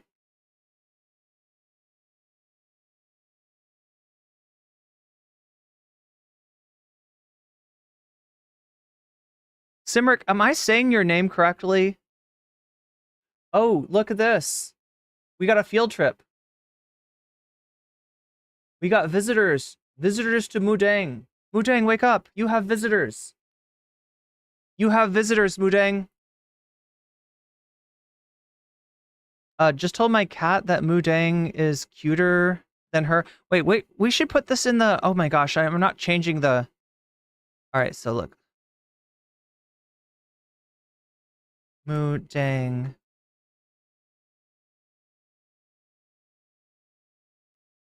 Live reaction.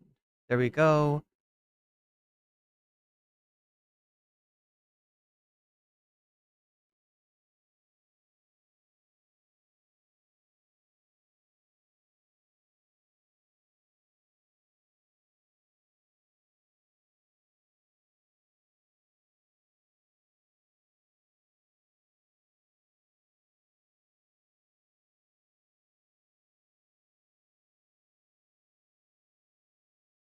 What did somebody call what did somebody say about baby, like the dino thing?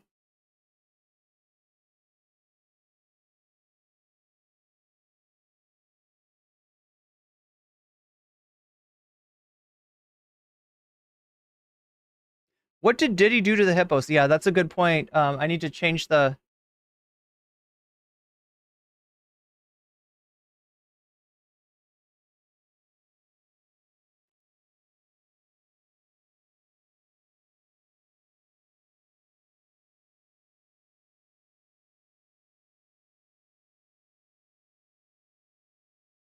Wait, you're asking my thoughts on Kamala?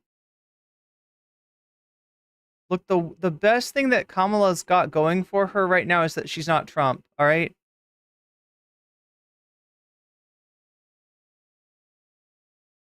And the second best thing that Kamala's got going for her is that she's not Biden. She's not Trump, she's not Biden, that's why she's winning. Because most Americans don't want to vote for any of those two octogenarian assholes. Oiled up dino puppies. Yeah. I feel like dino puppies is a thing.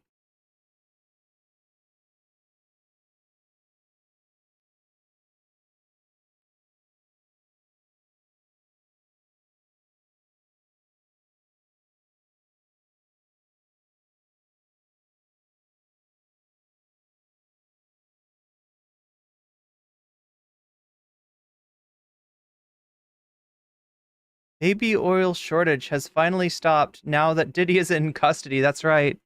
That's right, don't cap. So, yeah, some of you got here a little too late for the Diddy content. We covered that just now. We're going to go into Trump next, because Trump is back.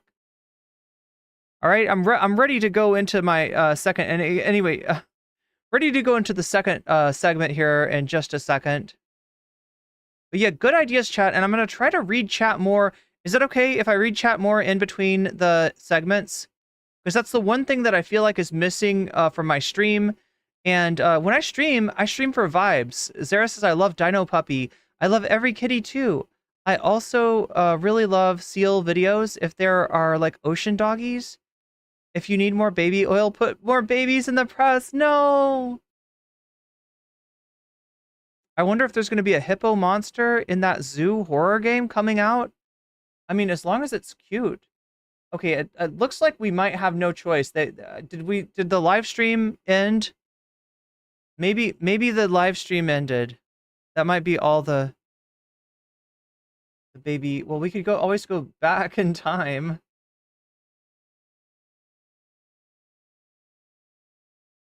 Oh, look at that. So that's why Moo Deng went to sleep. Like, right? You have a nice lunch of bananas and melons? Are those melons? Or they could be pumpkins too. Moo Deng can't reach over. The thing is too tall. It's too tall. Anyway, we're going to go on to something that's not quite as cute, and that would be the Trumpster. We're going to take a look at the Trumpster. But yeah, chat, if you have ideas for the stream, whether you're watching me on Twitch, whether you're watching me on regular YouTube or YouTube Shorts, feel free to let me know. I very much want to know what you've got in mind. Maybe set a secondary goal for what to open the next stream with. I would do that, Miskatonic, but I think that that's even more likely to have people miss the content that they donate for, right? Because you can go with me if you will, right? Let's say that you watch the stream on Wednesday, but you're doing something Thursday, or I don't normally stream on Thursday. Like, let's say that you're watching the stream on Tuesday and you donate for a topic, but you can't be there on Wednesday, right? So I feel like it's just as likely that somebody wouldn't be able to be there for the end of the stream when they're donating in the beginning, as that somebody wouldn't be able to be there for the next day when they're donating the day before. So whatever I do, I want to make sure that Miskatonic's point is that I address that, and that, you know, the people that are donating should definitely get to watch that content. They shouldn't have to watch it on the VOD, because the VODs are great. You can what's a VOD? The VOD is the video after I'm done with the stream. So after I'm done with the stream, all of my streams turn into videos and they live on my channel. That's why it's really important for you to hit that sub button and maybe even hit the bell notification to know when videos are coming out, but if you ever miss something, right, you can catch it the next day and it'll be on, you just have to go over to the live tab, right?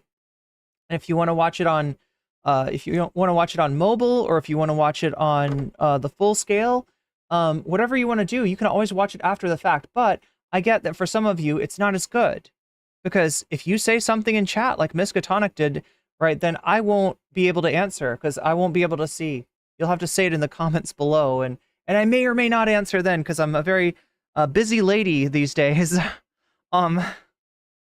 But just know that that's an option. But again, I want to make sure that people, especially people that are donating, because like, right, you donating, Fallout says Omega Star, I got you. Yeah, Fallout's also an option, so that's up to 81. I owe you some Fallout, even beyond the next time we hit 100. I owe you some Fallout. Greetings, Knight Rider. Good to see you. It was so peaceful. Yo! But now there are freaking communists invading radicals. Communists invading radicals here to see the hippos, right? Huh. I'm psyching myself up, chat, for this Trump tent. We got our favorite guy, and he's back. And for a long time, Trump, they won't let Trump be Trump, right? They won't let Trump be Trump. When Trump is Trump, he talks about sharks, he talks about batteries, he talks about windmills, which are the graveyards for birds. That's why we can't do anything about climate change, right? Because it might hurt the birds if the windmills are going. And he also talks about the late great Hannibal Lecter, and that is like just my favorite shit. That is my favorite shit of all. Like when Trump talks about Hannibal Lecter on a political stage, and like you ask him about it, and he's like, people say I ramble. People say I'm not rambling. I'm talking about I'm giving examples. I'm giving stories, right? This is real. I'm a genius. Okay? I weave it all together. Like I say this, I say that, and it does it. They're two different things, but then in the end, I come back to this, and I talk about the snake, and I talked about Hannibal Lecter, and I just weave it all together, right? And it's an example. It's an example of why you should be anti-immigration. Because if we have immigration, then we have Hannibal Lecter. Hannibal Lecter, famously from the UK, right? Got that British accent. So that you get, if you open your borders, you get Hannibal Lecter. And he'd love to have you for dinner. He's having a friend for dinner right now. So he's going to be back to on his bullshit again. We're going to let Trump be Trump. And, for a long time, I think that his campaign managers have told him, you got to stop saying Hannibal Lecter. People are fucking roasting you. Donald, I watched a live stream the other day. nocommentchick. She made fun of you. She ridiculed you. She made you seem like a bumbling, rambling lolcow. And you don't want to be a lol. He's like, what's a lolcow? He's like, trust me, you don't want to be that. Right? So they got him to not say Hannibal Lecter. They got him to calm down. They got him to try to and it's not good, right? Because that's not Trump being Trump. We need Trump to be Trump. When Trump is Trump, Trump talks about the late great Hannibal Lecter, and we get regaled by all kinds of stories. He brings somebody up on stage. You right there. Hannibal Lecter would love to have you for dinner. And he starts like, imagining like cuts of their meat in his mind of like, Hannibal Lecter would eat your liver, or he would eat your gallbladder, he would eat your, I don't know, whatever organs he likes. He's like a cultivated guy. He would eat your bone marrow, maybe he's into that, right? And it's beautiful, it's wonderful. It's like a stream. He's like a live streamer, but he's an octogenarian, and he's out there in front of a bunch of boomers with red hats talking about the Hannibal Lecter hour. And it's wonderful. So we're going to get that back. We're going to get back to that. And then we're going to watch Kamala Harris, his opponent, not nearly as entertaining, not nearly as funny. Kamala's not as smart as Donald. She can't do the weave. She can't masterfully weave lots of topics together. She doesn't talk about Hannibal Lecter. She doesn't mix up Alaska and Afghanistan, right? She's not nearly as entertaining. She's not, the lolcow potential, Kamala, is very low, right? And so we're going to watch her afterwards, though. She goes to the National Association of Black Journalists, which is the organization that Donald Trump, when he was like a very early Donald Trump lolcow, right? That's what he was doing. And I'm trying to remember. Oh yeah, that's where he said, "I didn't know. Is she black? Is Kamala black?" Right? He starts questioning like her background, starts questioning, you know, her race. It seems to like not understand the concept of you know, being mixed or anything like that. You know, really strange stuff. And that's where that came from. That's where that question in the debate came from. They asked her, you know, what do you think about what Donald Trump said about your background? And she's just like, and she's right. She doesn't need to say anything. There's no need. There's no need. Let that man, if he, oh my God, I'm just so fascinated. Like, I keep on thinking that this hippo is eating like eggs, but it's not. It's eating pumpkins and bananas. I don't think there's any, it feels like it's a runny omelet. Doesn't it look like it's eating a runny omelet? Anyway, chat, we got to get back to the late great Hannibal Lecter. That's what we're about to do. So what do? I hit my buttons. I hit all the buttons. I hit this button. And again, I am going to do my best to let you in chat know when we're about to do a segment. So I'm about to do a segment right now. I won't be responding to chat as much. If you donate while I'm doing a segment, I'll read those donos after the segment. All right, so I will get to you. Still want you to keep super chatting and stuff like that. If you really need to interrupt me, if you really want me to answer a question, you can super chat $5 or more, and literally a sassy British TTS voice will come in. It will interrupt me, and I'll try to answer your concern immediately. But saving that, I'll read the donos at the end of the segment. And here's my promise from now on. When we hit the dono goal, I will do the bonus content right after that segment. So some people had been concerned that they're not getting to see the bonus content because it's the last thing. I'll move it up if we can hit the dono goal earlier. So we're at 37% out of 100% right now. When we get to 100% after that segment, that's when I'll do the bonus content from now on. So that sounds good. And remember, when you donate, to let me know which of these topics you want to see next, right? Looks like Jill Stein is actually winning in the poll. Oh no, tied with What If Alt Hissed. It's 43-43. Walter Matheson, Undercover Chud, is at 13%. AJW, Simps for Anna Kasparian, no one cares, so we might have to take that one off the poll for next time. I don't know. But that's where the score is right now. So with the donos, right, we got a tiebreaker. And the tie is being broken in favor of What If Alt Hissed. Oh my gosh. Moe Noip. Let me see if I can... I don't know what's wrong with my... Wait, is it playing this for you? Maybe I'm just not hearing it. Nope, it doesn't. It doesn't play anything.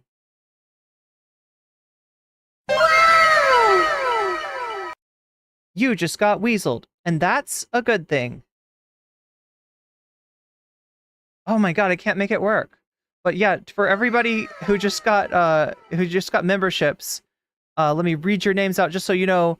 Rowan1334, Jamie Lynn, Stumbling Potato, great username by the way. Neo Jackass, and Noah Martinez. You all just got weaseled, and that's a good thing.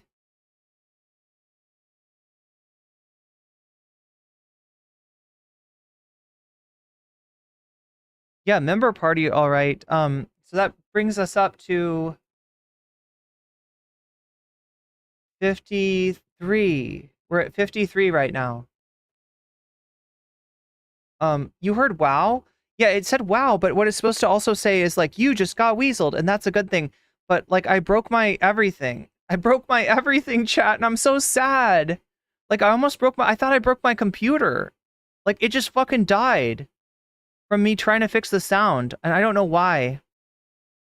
But I'm gonna have to figure it out. Why do my comments not come up? I see you, or else ellipsis. Yeah, you got through.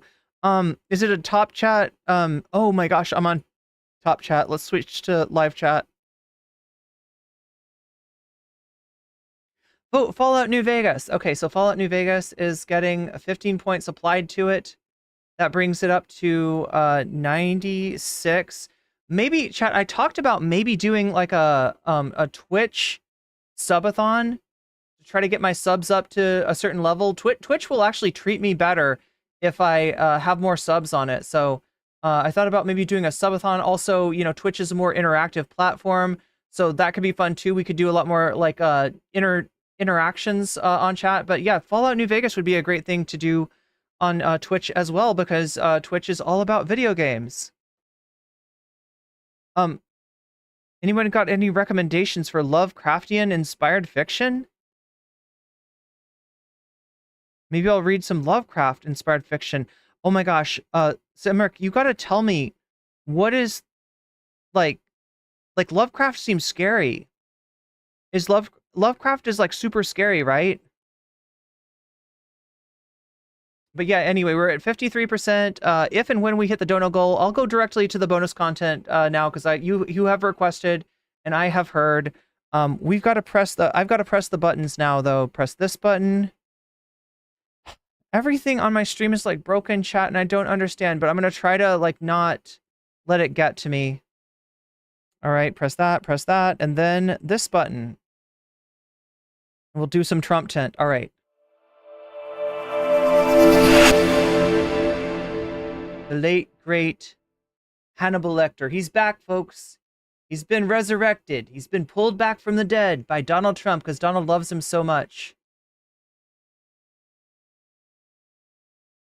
He'd like to wear his skin. That's how much he loves the late, great Hannibal Lecter. So he did a big, what is it called? Town hall in Michigan. All right, Michigan, a state that he very much needs to win. Very good place for him to be campaigning. And strangely, though, he did it with Sarah Huckabee Sanders, who's from Arkansas. I don't know. He's got to have somebody there with him to I don't know, keep him on track. Let's take a look at this. We're not going to watch all of this. More weight than any. Because if I watched all of it, wait, let's see if I can find a better. The volume is so low. How low is this volume? Runway ever built. Think of that. They're, I think, 19,000 feet long, which is, 3 times what a normal runway would be. It's called Bagram. And we were going to keep that because of China, not because of Afghanistan, 1 hour away from where they made nuclear weapons. So that was a good one. We left, and the way we got out was so embarrassing. And because of that, first of all, 13 dead soldiers. I've gotten to know their families. They're incredible families, but they'll never be the same. Many badly injured, Nobody, Sarah, nobody ever talks about the soldiers that are badly injured. They talk about 13 dead, and we always have to say that, number one, and great families. We're not going to talk about the, 67 soldiers that died while he was president in Afghanistan. He likes to say that, nobody died under his watch. It's absolutely a lie. But you were going to get to hear about his friend Abdul, his Taliban friend, Abdul. But nobody ever mentions the fact that some of the soldiers were hurt so badly, the arms, the legs, the face, like obliteration. No, God damn. The way he talks about yes, war injuries are really quite horrible. But the arms, the legs, the face completely obliterated. Oh, it's nobody ever talks about that. We left American citizens behind, and they're not too happy, I can imagine. But if they're living, and we also gave them $85 billion worth of the best military equipment. All that money could buy. Beautiful, brand new. Between the goggles, he lost a couple dozen in Africa. Planes and the armor-plated cars. We gave them armor-plated trucks and cars and vehicles. And so much, and they're one of the largest sellers now today of military equipment in the world. They're selling this stuff. 707. It's just hilarious that this guy had 4 years to withdraw from Afghanistan. He didn't do it, and now he's all about Joe Biden. 77,000 rifles and guns. Think of that. How do you have that anyway? Who would put that? We have 71,000 trucks and cars, and again, many of them armor plated. So what happened is when Russia looked at that, they said, we're going to invade. We're going to go into Ukraine. If that didn't happen, I don't think, and I guarantee you, if the election were a straight election, we won that election, we should have won that election, everybody knew we won the election. Here we go again, election denial. Putin never would have attacked, but the oil prices got driven up at $100 a barrel. He made money. He's the only guy fought a war, and you make money fighting a war, but it got driven up because of their bad energy policies. But when he saw that, and you wouldn't have had, think of this, you wouldn't have had, how different would the world be? You wouldn't have had Ukraine being attacked by Russia. You wouldn't have had October 7th. It's almost like magic, just like everything would have been good, right? Because Trump likes good things, not bad things. And everything that's bad that happened wouldn't have happened under Trump. Even though a lot of bad things did happen under Trump, that was 2020, and we just kind of erased that from our memory. It doesn't count. It's not his fault. You know, we just pretend that he was president from 2016, which, you know, he was president from 2017, but we give him credit for that last year of Obama. We give him credit for all of Obama's economy, but we don't give him any credit for his absolute clown show failure to manage the largest public health crisis, right? So we're supposed to consider him based on a time when the world was at peace, when there was no, you know, war in Ukraine, when there was no pandemic, right? But his first major test as a leader, which he failed, we're supposed to just erase that from our minds. Just zap that right out of your mind, Men in Black style. In Israel, where that horrible situation took place because Iran was essentially broke. They had very little money, and we would have made a great deal with them. All we want is we don't want them. And remember, this guy keeps on talking about Bagram Air Force Base, right? He loves that Air Force Base. That's in Afghanistan. And if you don't want a forever war, if you don't want, in other words, a permanent occupation of Afghanistan, you can't keep Bagram Air Force Base. But he wanted to keep it. So in other words, the feeling that you get from Donald Trump was Joe Biden was responsible for everything bad that happened as a result of George W. Bush's invasion of Afghanistan and Barack Obama's, and I'm putting him in there too, Barack Obama's and his failure, right? Two presidents, right? After George W. Bush that failed to withdraw from Afghanistan. But no, it's all Biden's fault. And we should have stayed there. And we should have kept Bagram Air Force Base. This is the whole thing. The idea that you could have an air base in the middle of a country that is run by the freaking Taliban, that is run by an enemy of the United States, who the United States have been fighting for like 20 years, right? These are not fans of the United States. They're just gonna be like, yeah, no, keep your air base there and use it as a bulwark against China, I guess is what he wants. So this motherfucker either wants forever wars or he's just unrealistic. To have a nuclear weapon. Very simple. That's all we want. We don't want you to have a nuclear weapon. Okay, you don't want Iran to have a nuclear weapon. Then you shouldn't have broken the treaty by which they were obliged to let inspectors in, the treaty that was to prevent them from reprocessing spent nuclear fuel into weapons. That was a treaty under Obama.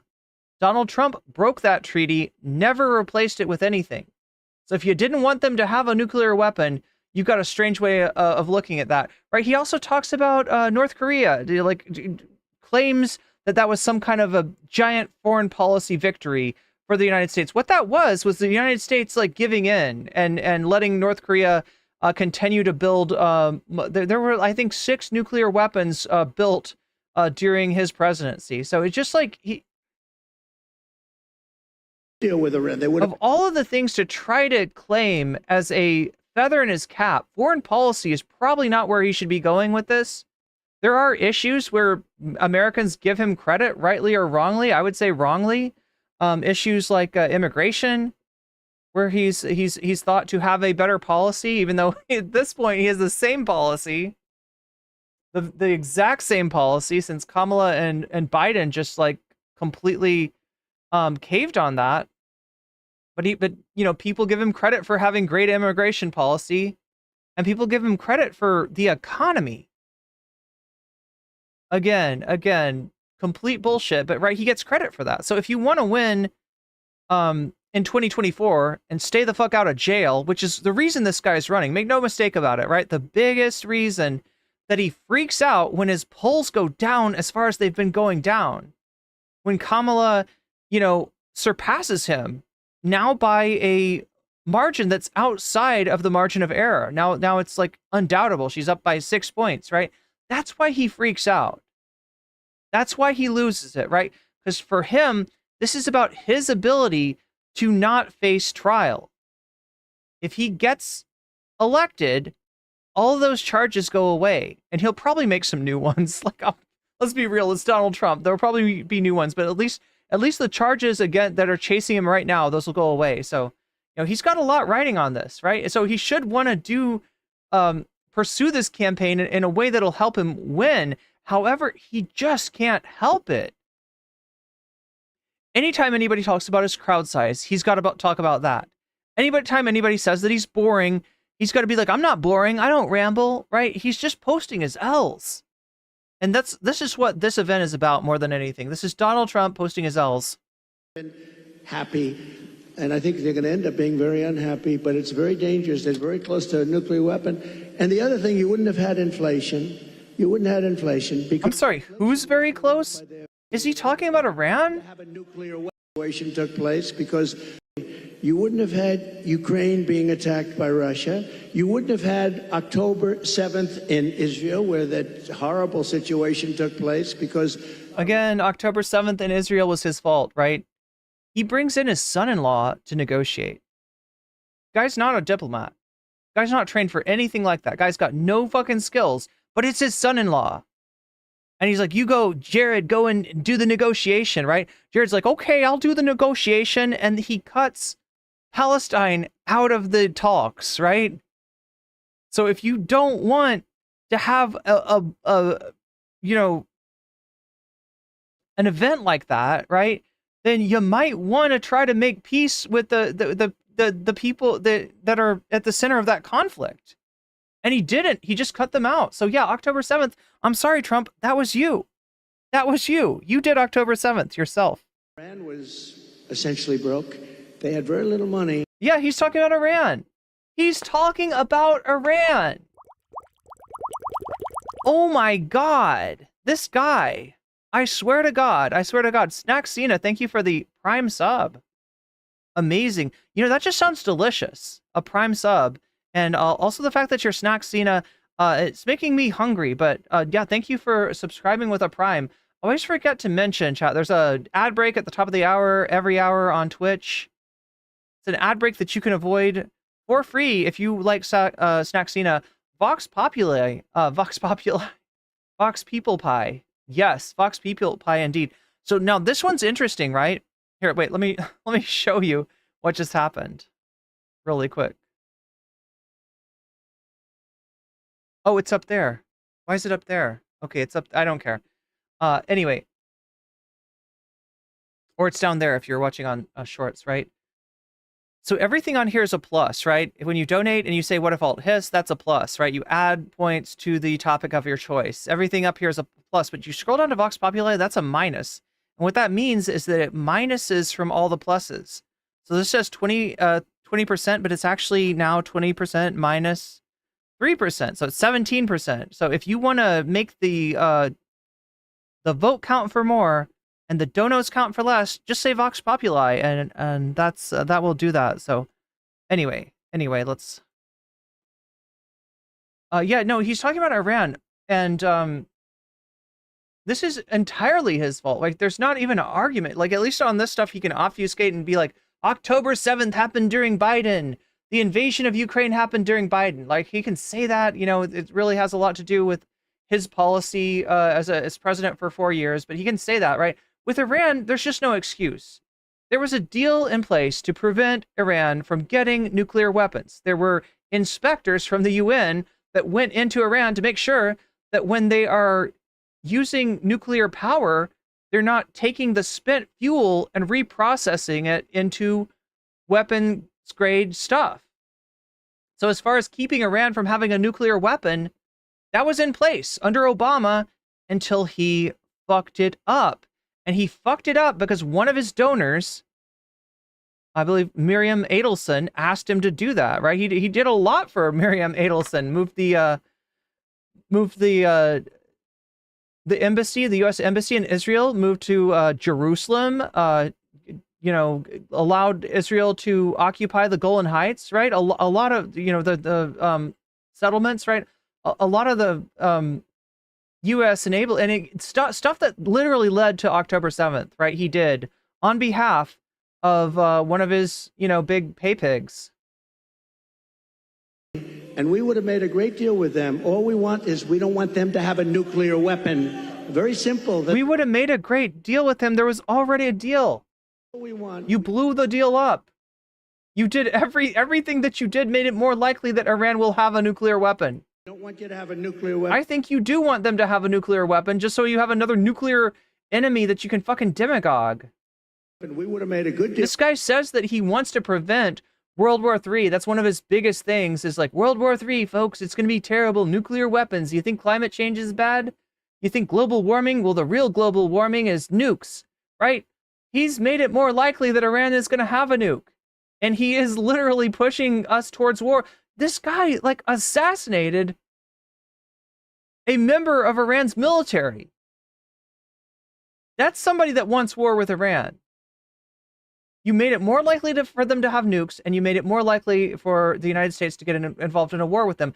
And if you're worried about a conflict with Russia, I would look more towards the Iran-Israel conflict than I would towards the Ukraine conflict. Again, people look at Russia, by and large, people in the world, unless you're just dependent on Russia for your oil, in which case you're like, yeah, no, good job, Putin. That's great, right? And you look the other way. But most of the countries in the world, they say, they see that Russia invaded Ukraine and they're like, that's kind of fucked up. So there's not a lot of sympathy for Russia when it comes to Ukraine. Russia escalating that conflict with the United States would not go in their favor. In other words, there'd be more nations that did not help Russia and more nations that did help the United States if there was a conflict that broke out over Ukraine.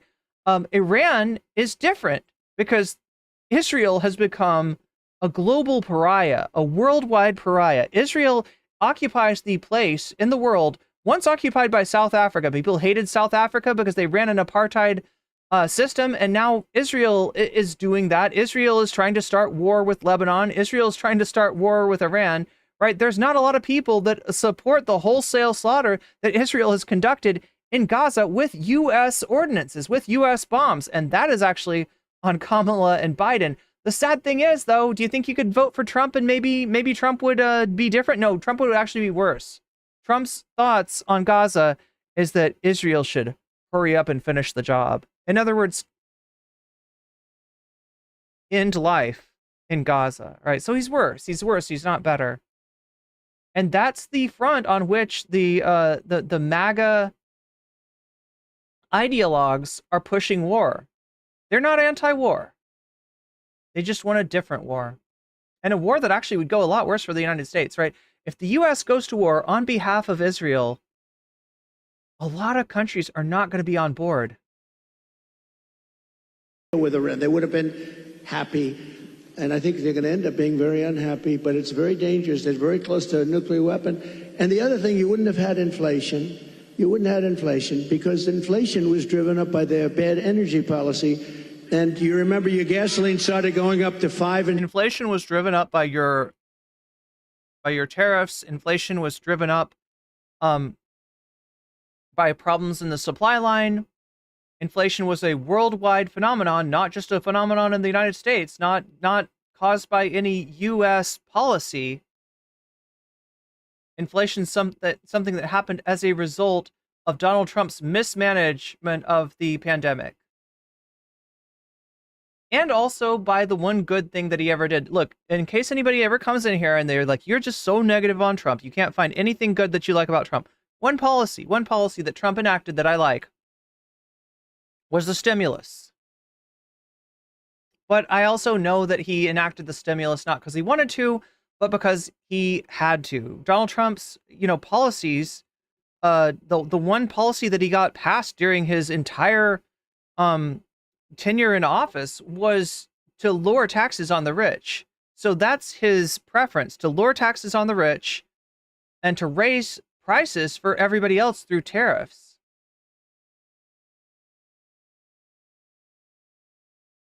But yeah, in that case, he did allow for two distributions of a stimulus as well as an extension on unemployment benefits because he had to. Otherwise, the economy would have gone to hell.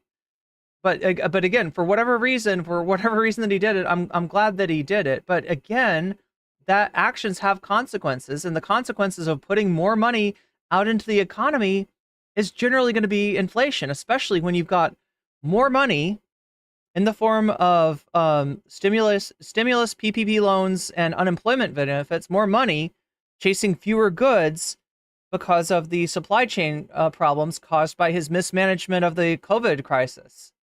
So again, you want to talk about inflation? That is also your fault. $6. That is you, Donald.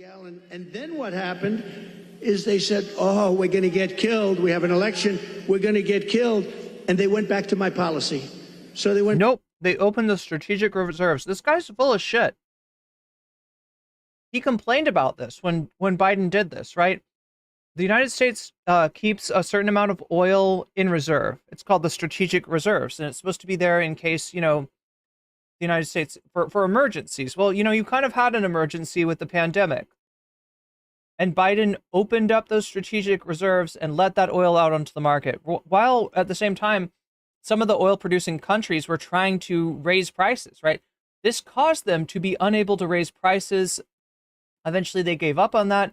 And when the prices came back down, Biden bought up oil and put it back in the strategic reserve. So if we'd been listening to him from, I don't know, a year ago, 2 years ago, whatever, he would have complained about Biden going into the strategic oil reserve. Since so much of that has been put back now, you're not going to hear shit from him.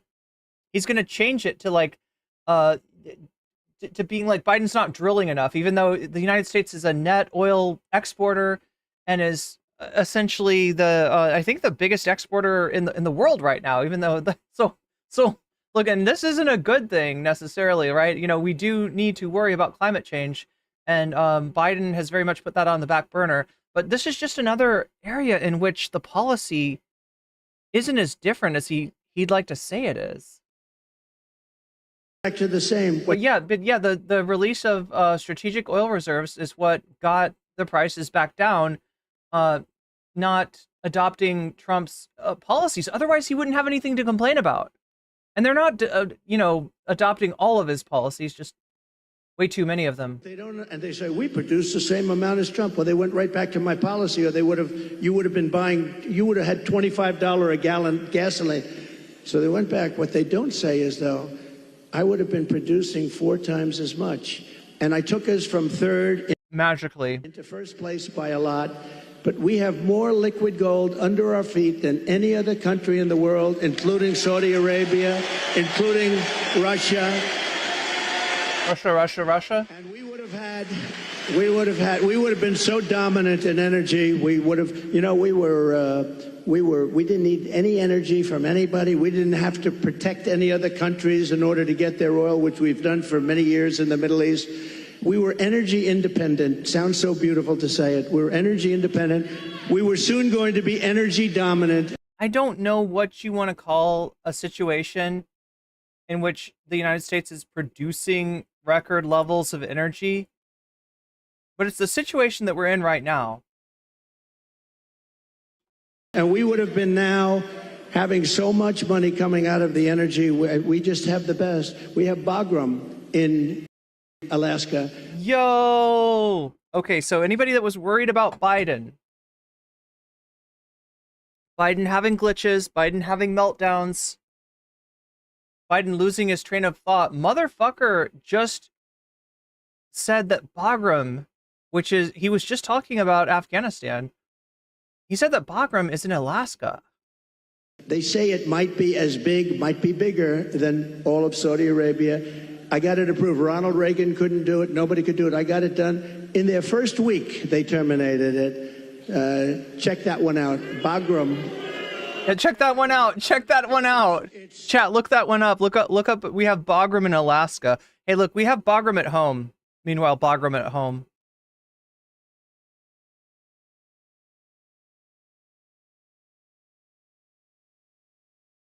Oh my God, he's talking about the Arctic National Wildlife Refuge.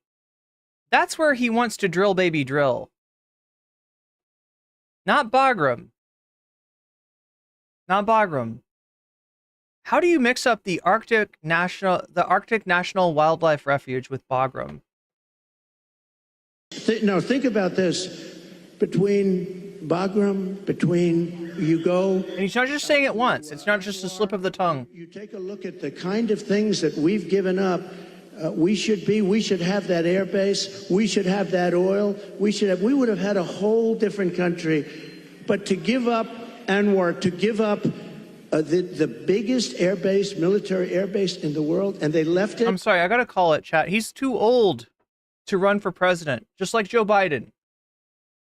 We do not need octogenarians running for president unless they are Bernie Sanders. There's very few people of this age that are completely in control of their faculties the way that you would want a president to be.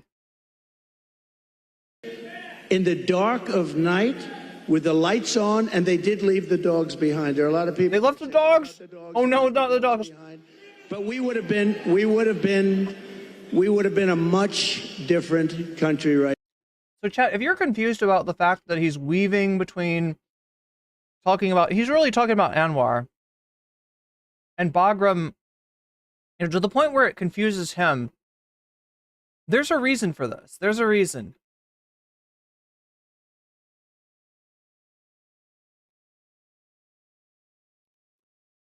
Right?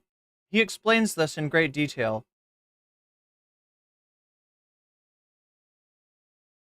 All right, let me show you the weave. You know, I do the weave. You know what the weave is? I'll talk about like 9 different things, and they all come back brilliantly together. And it's like, they all end up mixed up like in a pudding of nonsense in reality, right?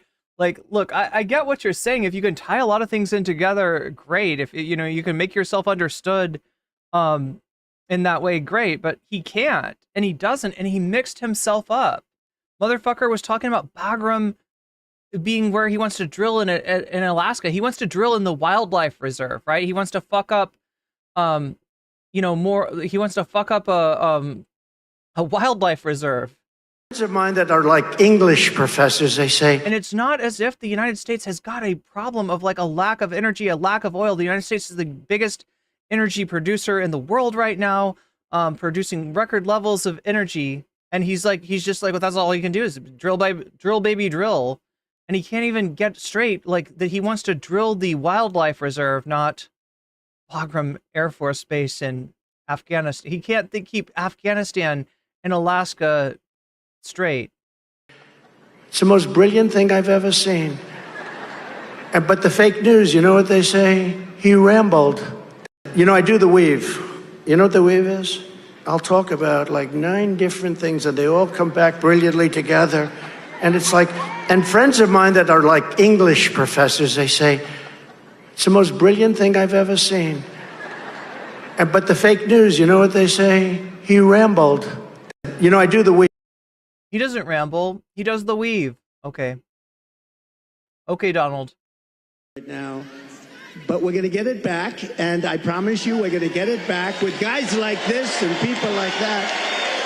And, Sarah, just one thing, because this is the world's longest answer to an otherwise simple question, but the difference but look, he doesn't ramble. He doesn't ramble. That's productive as opposed to an answer. It's a really productive answer. The answer to drill in Bagram Air Force Base, which you think is in Alaska, the answer that even though the United States is taking in like record levels of producing record levels of energy, that the answer is still drill, baby, drill, right? No, this is the answer that productive answer. is not very productive, right? Like in the debate. But just to end this, we are going to look. I don't know what he's talking about, and I don't think he knows what he's talking about. He needs to drop out. Just like Biden, he needs to drop out. This is an octogenarian that should not be running for president. It's ridiculous that we've got this system that like forces these, this kind of elder abuse. Like, right? The Trump family, you're doing elder abuse right now. Republican Party, this is elder abuse. You are making this man go out there and make an absolute clown of himself, ridicule himself. For what reason? To try to steal another 4 years after you failed to steal the election last time? For Michigan, because we want to be a little bit Michigan-centric. You used to be the capital of the world in cars. Today, you're an afterthought in cars. And I don't know the head of your union. I've never met the gentleman, Sean. I've never met him. But what he's done to your union and what he's done by agreeing to allow this country to say... For the record, is he talking about Sean Fain or Sean O'Brien? Like, there's multiple unions in Michigan, right? It was a big... one of the biggest union states that ever existed before the Republicans attacked the unions almost out of existence. But we're going all electric. But yeah, neither of those two unions, it looks like, are going to endorse Trump. Which at some point they're going to end up taking back that mandate because that mandate is insane. They want to go all electric basically by 2030. And for him, think of this, for him to do that, just real fast, you're right now at... Okay, I gotta ask, who is he talking about? When he says him, does he mean A, Biden, B, Sean Fain, or C, what is the other guy's name, Sean O'Brien? Where you used to be, and heading south, because the electric cars are all going to be made in China and Mexico. I don't know, and I don't think he knows either. I think if you asked him, he'd be confused. Like, who is the he you're talking about right now? But they're all going to be made basically in China. We are going to bring so many auto plants into our country. You're going to be as big or bigger than you were 50 years ago because they won't be able, if they're not willing to build a plant, we don't want their product. And that's enough. Problem is that you're not going to be able to, you'll be homeless, all right? Because the mechanism with which he wants to accomplish this quixotic task of deindustrializing, literally, like, I mean, the only way you could is with a time machine, right? That would work. You go back to the past, maybe go back to the 70s and you'd be reindustrialized, right? But he's talking about through tariffs. And what tariffs are going to do before they ever, claw back industry into the United States, they're going to raise prices for Americans. They're going to cost the average American family, or the average American worker, $4,000 more per year. And for a lot of us, we cannot afford. One in chat, if you can't afford an extra $4,000 a year. If an extra $4,000 a year would break your financial solvency, one in chat, because that's what this guy's talking about doing. He wants to sacrifice you for his trade war, which the last time he tried a trade war, he lost. He tried to have a trade war with China. He ended up losing that trade war. This is Donald Quixote literally tilting at windmills because he says they're going to kill the birds. That's all I wanted. What do you care about the birds if the planet is fucking on fire?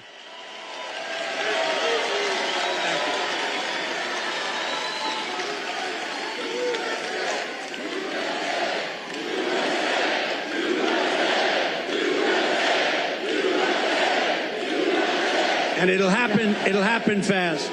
It'll happen very fast. I think it's safe to say that Michigan is happy that you're going to be president again.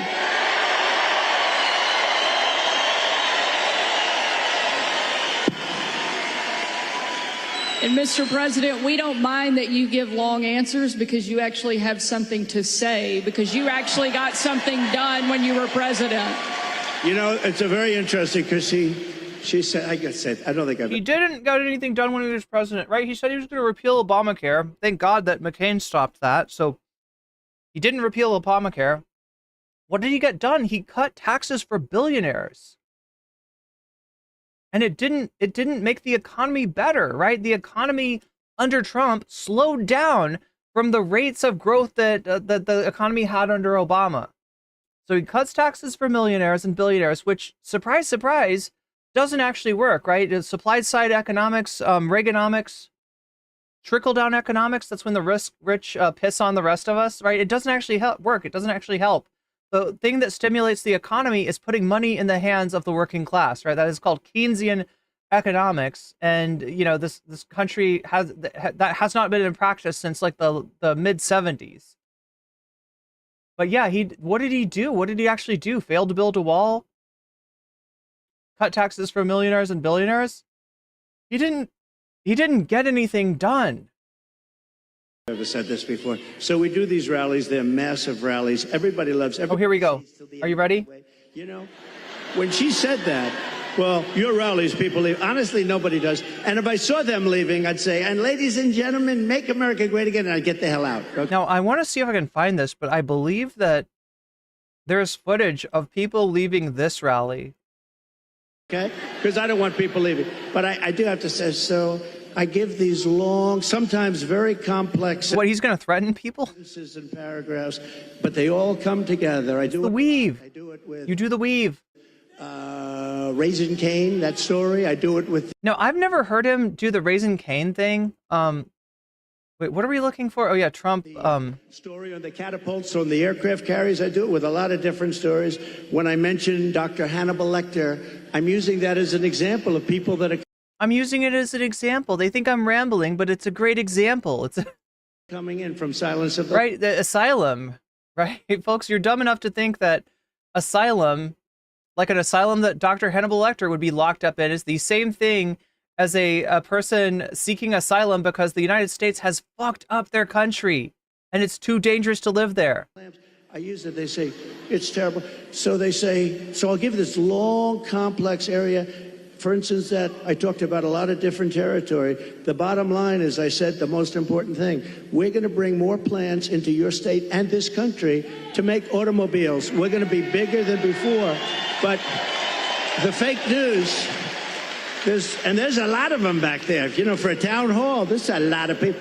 But the fake news likes to say, oh, he was rambling. No, that's not rambling. That's genius when you can connect the dots. You gotta. Now, Sarah, if you couldn't connect the dots, you got a problem. But every dot was connected and many stories were told in that little paragraph. But there is something, but they say that. The other thing I say is this. We had 107,000 people show up in New Jersey. We had 68,000 people show up in Alabama. We had 79 or 81,000 in South Carolina.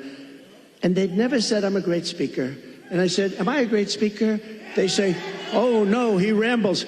What the hell are all you people showing up for if I ramble? You don't want to show up for a rambler. So anyway, thank you very much. Mr. President, no one has done more to fight for the American worker than you, to bring back jobs and manufacturing to this country. Tonight, there's obviously a lot of people. All right, so that's the thing that I wanted to look at was the return of Hannibal Lecter, the late great Hannibal Lecter, and the rally thing that really seems to have gotten to him.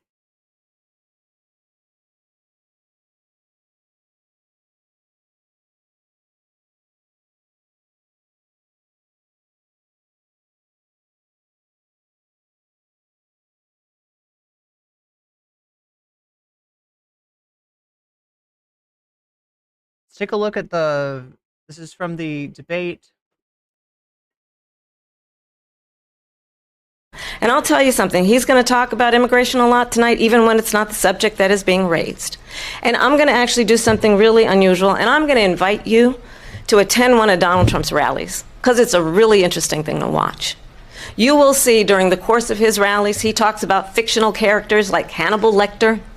He will talk about windmills cause cancer. And what you will also notice is that people start leaving his rallies early out of exhaustion and boredom. And I will tell you, the one thing you will not hear him talk about is you. You will not hear him talk about your needs, your dreams, and your desires. And I'll tell you, I believe you deserve a president who actually puts you first, and I pledge to you that I will. Vice President Harris, thank you. President Trump, on that point, I want to get your response. Well, I would like to respond. Let me just ask, though, why did you try to kill that bill, and successfully so? That would have put thousands of additional agents and officers on the border. First, let me respond as to the Please. rallies. She said people start leaving. People don't go to her rallies. There's no reason to go. And the people that do go, she's bussing them in and paying them to be there, and then showing them in a different light. So she can't talk about that. People don't leave my rallies. We have the biggest rallies. I'm surprised you're not accusing her of AIing her rally, her crowd sizes. Most incredible Like, this is a guy, if you remember, not so long ago, bragged that that January 6th was bigger than Martin Luther King's "I Have a Dream" speech. Literally, dude flexed on Martin Luther King.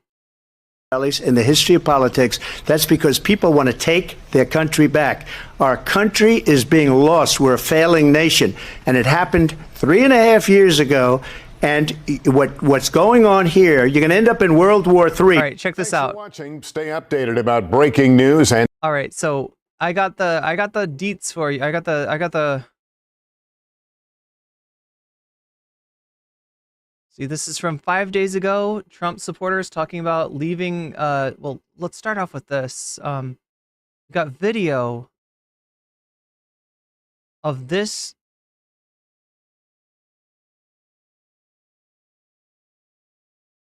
This rally, right? This is Flint, Michigan. All right, check this out. Check this out. That's that rally. People don't leave my rallies, do they? Let's see what the tape says, Trump. When she said that, well, your rallies, people leave. Honestly, nobody does. And if I saw them leaving, I'd say, and ladies and gentlemen, make America great again, and I'd get the hell out, okay? All we need is somebody smart at the top to say, you can't flood our market. Because I don't want people leaving. That's the same rally. Yeah, so I guess they're calling that a town hall in Flint, Michigan. Donald Trump speaking there. One of the last visits he made to Michigan, of course, he hosted an event in a purported black church that he filled up with white MAGA supporters. Here he is now in Flint after himself contributing to a lot of the problems there. And again, this went off the rails very, very quickly. Watch this. Not once, but twice. You've literally taken a bullet for our country, and yet you keep fighting. You never give up. The reason that you're going to win in November is because America needs a fighter. And we've never needed a fighter more, and we've never had somebody more qualified to step in and lead our country than you. I'd love for you to tell us, why do you want to be president, and why do you continue fighting even after they keep attacking you every single day? So we ran. Thank you, everybody. A lot of love in this room. I love you. You love me. And you love Sarah.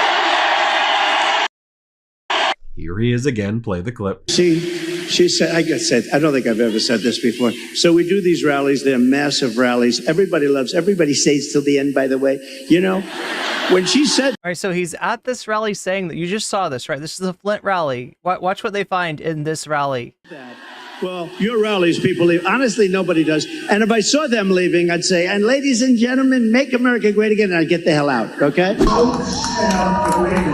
All we need is somebody smart at the top to say, you can't flood our. You see that?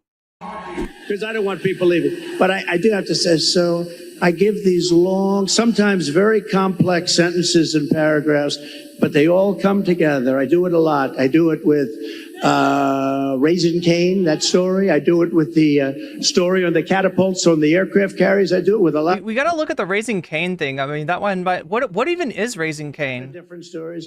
When I mentioned Dr. Hannibal Lecter, I'm using that as an example of people that are coming in from Silence of the Lambs.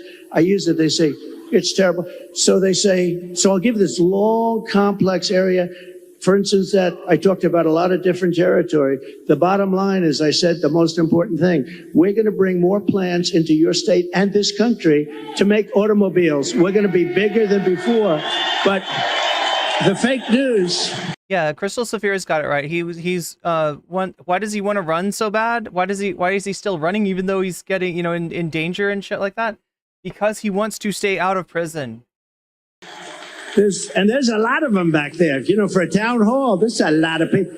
But the fake news likes to say, oh, he was rambling. No, that's not rambling. That's genius. When you can connect the dots. You got to. Now, Sarah, if you couldn't connect. And play this clip. We're energy independent. We were soon going to be energy dominant, and we would have been now having so much money coming out of the energy. We just have the best. We have Bagram. Raising Cane is either a horror movie or a chicken restaurant? In Alaska, they say it might be as big, might be bigger than all of Saudi Arabia. I got it approved. Ronald Reagan couldn't do it. Nobody could do it. I got it done. In their first week, they terminated it. As if you think that isn't bad enough, just doubling down. Play it. Terminated it. Check that one out. Bagram.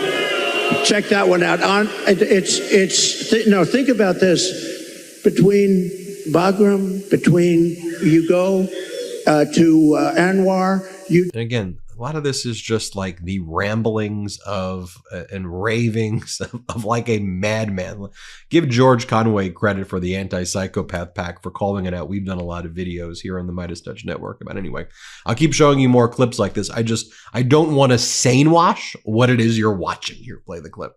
My name is Isaiah. I'm a third generation UAW worker, working hard to build trucks here in America. Yes. Donald J. Trump, where the J stands for genius. True. You're going to be doing plenty of it. Thank you, sir. Thank you, sir. I work for Ford, and you actually came and visited the plant that I work at. That's right. You did. And the interesting thing about this audience member is that he sounds like he is affecting Donald Trump's speech pattern. You came and you visited my place. Wait, let's hear this again. Doing plenty of it. Thank you, sir. Thank you, sir. I work for Ford, and you actually came and visited the plant. You actually came and visited the plant. Like he's a Trump bot. This is like Night of the Living Trumpsters. That I work at. The Trumpoids. You did. The Magoids. And my question to you, sir, is what do you see as the major threats to the future of Michigan manufacturing? People think that Chud is just a figure of speech, but it stands for, chat, cannibalistic humanoid underground dweller, right? Chuds are these people. Chuds are Trump supporters. That is what that refers to. It's from an 80s movie, right? And it's kind of a joke, right? To call they're like Chuds, right? But it's like, is it? When he's like infecting them, even with his speech pattern? When he's infecting them with his head, with his lies, with his violent rhetoric? When he's demonizing hardworking migrants? And getting bomb threats called in on schools and hospitals? It kind of is a zombie movie type scenario. What about HOG? What does that stand for? Humanoid.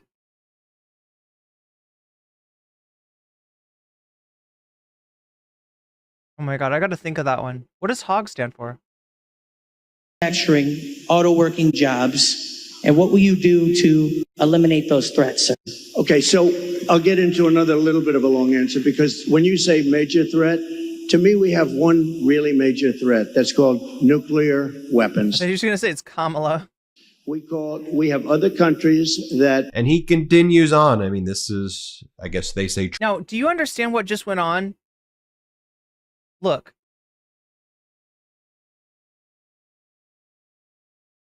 The economic misery inflicted on the American people is very real. It's not because the economy's bad. It's not because there's inflation, because the inflation has gone back down to the point where they took off the they took off a 0.5 point of interest, right? The Fed cut the interest rate by 0.5 point. So obviously we're not dealing with actual inflation anymore. It's because of price gouging. Price gouging when it comes to your apartment, when it comes to apps that allow landlords to raise their prices, to fix the prices. When it comes to grocery stores charging too much for necessities because they're, they think they can charge it. But that's real. That's real. Him worried about the lack of good jobs that like maybe his father, his grandfather, his uncles might have had, right? That's real. And that's something that should be addressed by both parties. Instead of engaging with what he said in any way, Trump pivoted to nuclear war. He doesn't care about you. He doesn't care about me. He doesn't care about working people because motherfucker has never had to work a day in his life. Let me show you what exactly I'm talking about here.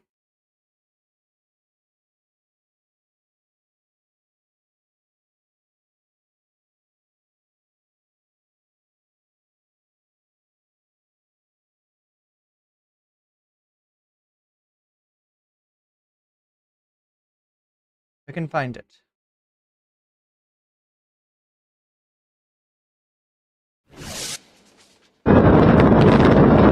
So yeah, there's a lot that's been said about Donald Trump's acumen as a businessman. He wrote a book called The Art of the Deal. Oh wait, sorry, he didn't write that book. He paid somebody to write the book and to put his name on it. Right? The ghostwriter has come out and also not much of a fan of Trump, but yeah, somebody else wrote the book for him. And there's a very good reason for that. It's because Donald Trump is not good at business. Donald Trump received a lot of inheritance, a lot of free money from his dad. And everything that he touches goes to shit. You're looking right there at a Trump casino. Casino is one of the easiest businesses in the world because literally you're not selling a product. You're exchanging money for chips. People come in, they exchange money for chips. They gamble, and 9 out of 10 times the house wins.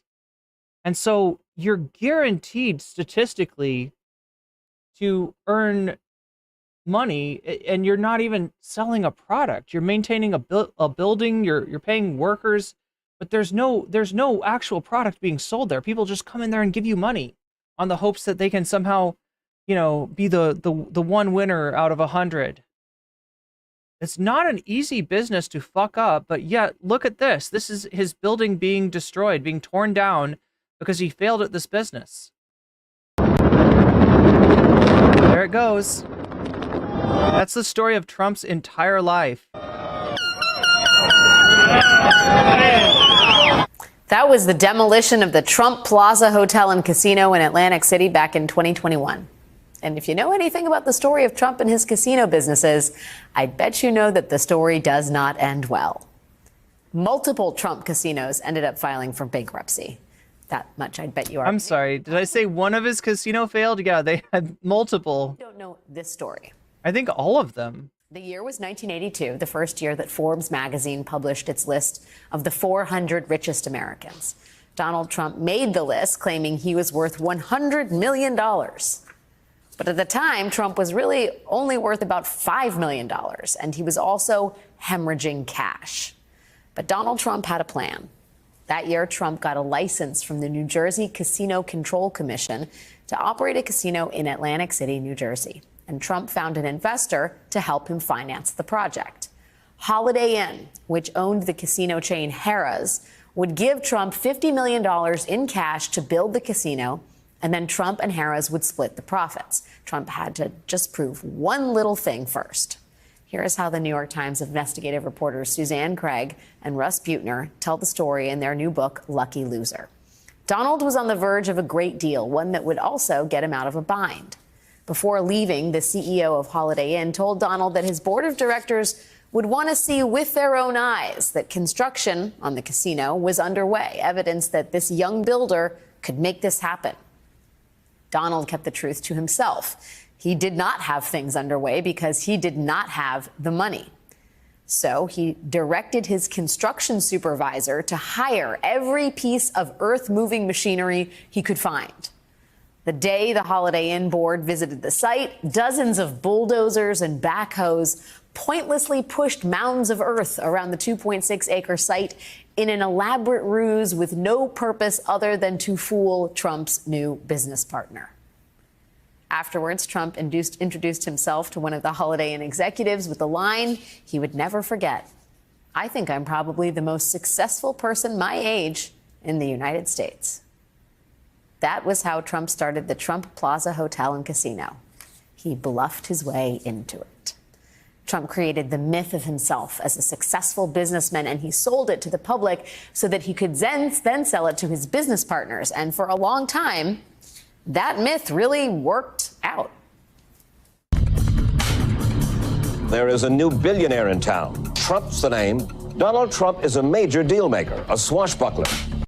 Today, a lot of this country still believes that myth. And Donald Trump is still... You got to look back into the 80s and you're going to see something really rotten.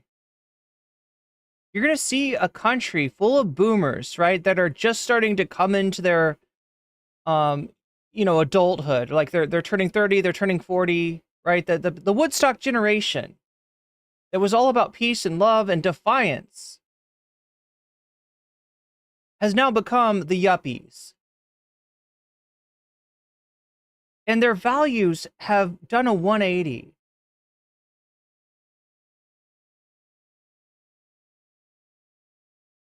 And you have shows like The Lifestyles of the Rich and Famous that are just basically glazing up millionaires and billionaires. You've got kind of the beginning, I would say, of the new American Gilded Age. The Gilded Age was what took place in the United States in the 20s and 30s. It was a great time to be rich, and going into the 30s, a pretty poor, awful time to be poor.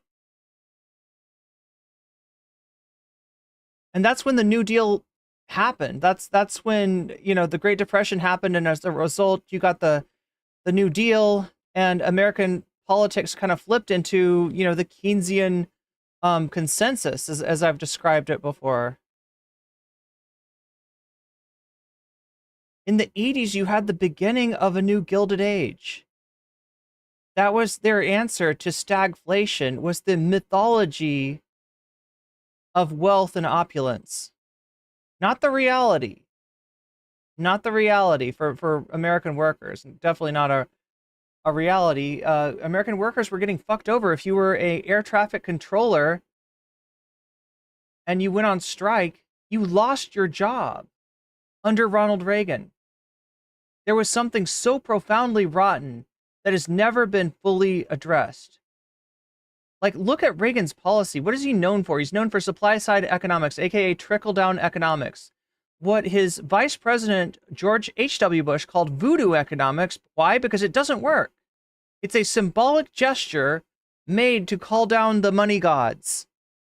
And in reality, all you're doing is giving money to the people that need it the least.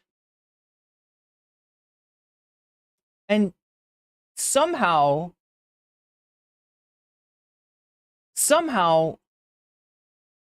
these myths have never been debunked. Reagan needs to be put in his place. Reagan is the cause or the beginning, let's not even say the cause, but the beginning of so many of the problems in the United States. And so many people still think that this was some kind of golden age. It was a gilded age. It was not a golden age. But yeah, the myth of Trump emerges at this time. And Trump is a fucking loser. His wealth comes from his inheritance, and it's wealth that he ends up losing.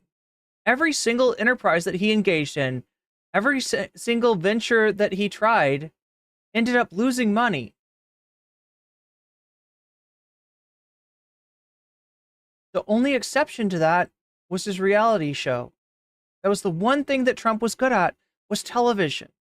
Look at who was Ronald Reagan. Ronald Reagan was an actor. This is the time when the American people literally elect a fucking actor over Jimmy Carter, who, you know, although I do blame Jimmy Carter for, you know, the beginnings of neoliberalism, you know, in the United States, but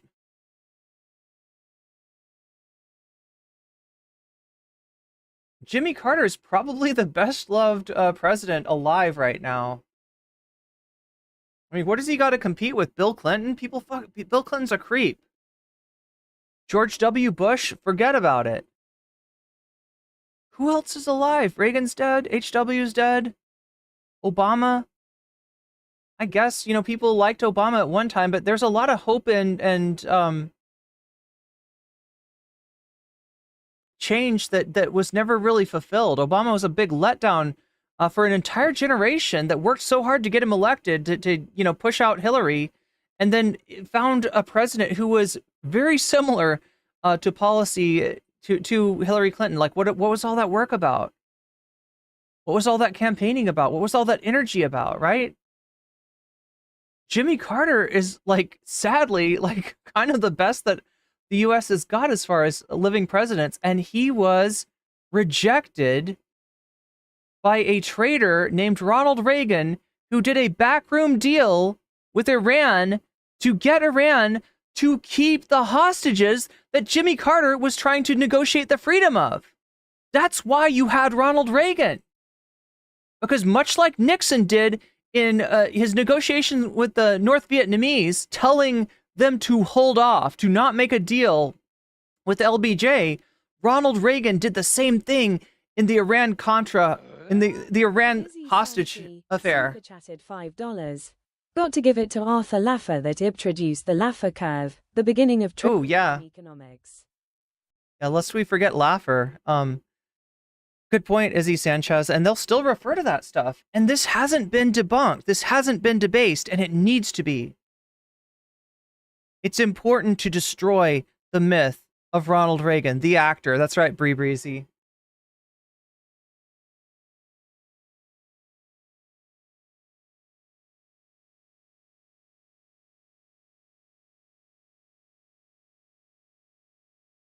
Cashing in on it. It is not just Donald Trump, the Republican nominee, who is having a busy week. Donald Trump, the businessman, also has a lot on his plate. There's his new cryptocurrency venture and the possible sale of his shares of Trump Media, the parent company. Laffer drew the curve on a cocktail napkin. True Social. But as New York Times reporters Suzanne Craig and Russ Buettner point out in their deeply reported new book about Trump's wealth, Trump's successes aren't the result of shrewd business acumen. They are the result of many, many, many. Speedrunner's adding more lore to this. He wrote it on a tip sheet at a restaurant instead of tipping the service workers. Wait, a tip sheet? Are you talking about like a manual ticket? Like, because that was the 80s, right? I waited tables, but our tickets were electronic because they didn't want us to pocket the. They didn't want us running away with you know, the money, right? Our stuff was all accounted for on computers to lucky breaks. Good things happened to Donald Trump. He did not earn most of those good things. He was born. He was discovered by a revolutionary television producer, and he was pushed into an investment against his will. And from those 3 bits of good luck came the equivalent today of more than $1.5 billion. That sort of tailwind could paper over a litany of failure and still fund a lavish life. And that's why he lives that lavish life, right? This is the myth of Trump. For him to paint everything gold, for him to live a life of apparent opulence, right? He is the very poster boy for conspicuous consumption. And what is that conspicuous consumption for? It's not actually because he just enjoys like lavish shit that much. It is to present a lie. It is to present a myth. It is to get more people to be conned by this man. There's no evidence that in 50 years of labor, Donald Trump added to his lucky fortunes. He would have been better off betting on the stock market than on himself. Joining me now, our Pulitzer Prize winning. No, not even the stock market. He would have been better off with, like, you know, he would have probably been better off with a savings account. New York Times investigative reporter Suzanne Craig and Russ Buettner, authors of Lucky Loser, How Donald Trump Squandered His Father's Fortune and Created the Illusion of Success. Congratulations, guys, on this exhaustive, really, like, delicious read. I shouldn't say it like that, but filled with a lot of new reporting and some deeply informative reporting on stories we sort of knew. I want to talk first about, because the word father is in the subhead of the book. Maybe Suzanne, you can start first. Just the relationship between Donald Trump and Fred Trump was more beneficial to Donald Trump than I think people even imagine, right? He's prone these days to calling him as his Brooklyn builder of a dad, but the reality is he's the money man behind Donald Trump's entire fortune. Yeah, he makes his dad sound like a bricklayer, when in reality he was a racist landlord. You talk a little bit about Yeah, it. I think we'd all, in some ways, like to have a father like In some Fred ways, Trump. in all ways. I think just throwing millions of dollars. A lot of money, yeah. Donald Trump definitely benefited from his relationship with his father when it comes to the finances. He was born into an incredibly wealthy family. I just remember one of the stories that I was thinking about the family, and they grew up in Queens, and all the kids in the neighborhood used to marvel at the fact they had an electric door opener for the garage. Like, they had everything. They had the first color TV, and he really, he grew up very, very wealthy, and he inherited a lot of money. And we've written about the fact that he inherited it and it was enhanced by tax fraud. But that was really like the first hugely lucky break of his life. And he has spent so much time talking about how his father, he's really a small-time guy, nothing to look at here. Never could have made the fortune that Trump did. No. Small-time guy gave him a very small loan, and Donald Trump did it all on himself. It was as if he was robbed of a hard-scrabble story, and he had to come up with one. It's incredible just how he has gone out of his way. First, we see in his Dylan Puddle says he's a con, very much so. Early business career that he appropriates his father's wealth. We see news stories where he says he's worth $200 million. It grows to $1 billion. He's appropriating his father's wealth. And then he spends a lot of his life diminishing his father's accomplishments. Fred Trump. And, like, for what it's worth, Fred Trump seems like a pretty bad father, right? Like, the stories of Fred Trump and like, just do not paint, like, a very supportive father. I mean, supportive financially, yes. Donald became a black hole for Fred's money eventually. And Fred Trump. So he was a fail son. And his dad was an asshole. Probably never let him forget it. Abides this smack talking from his chosen son, right? Not only does he single out Trump.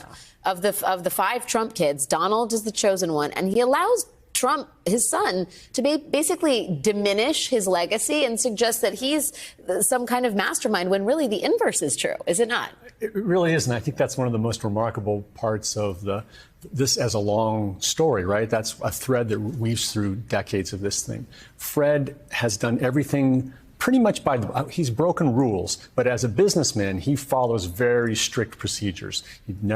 He always estimates correctly what his revenue is going to be. He doesn't spend more than that's going to take in. All his projects make money. He's very careful. Donald is just the opposite sort.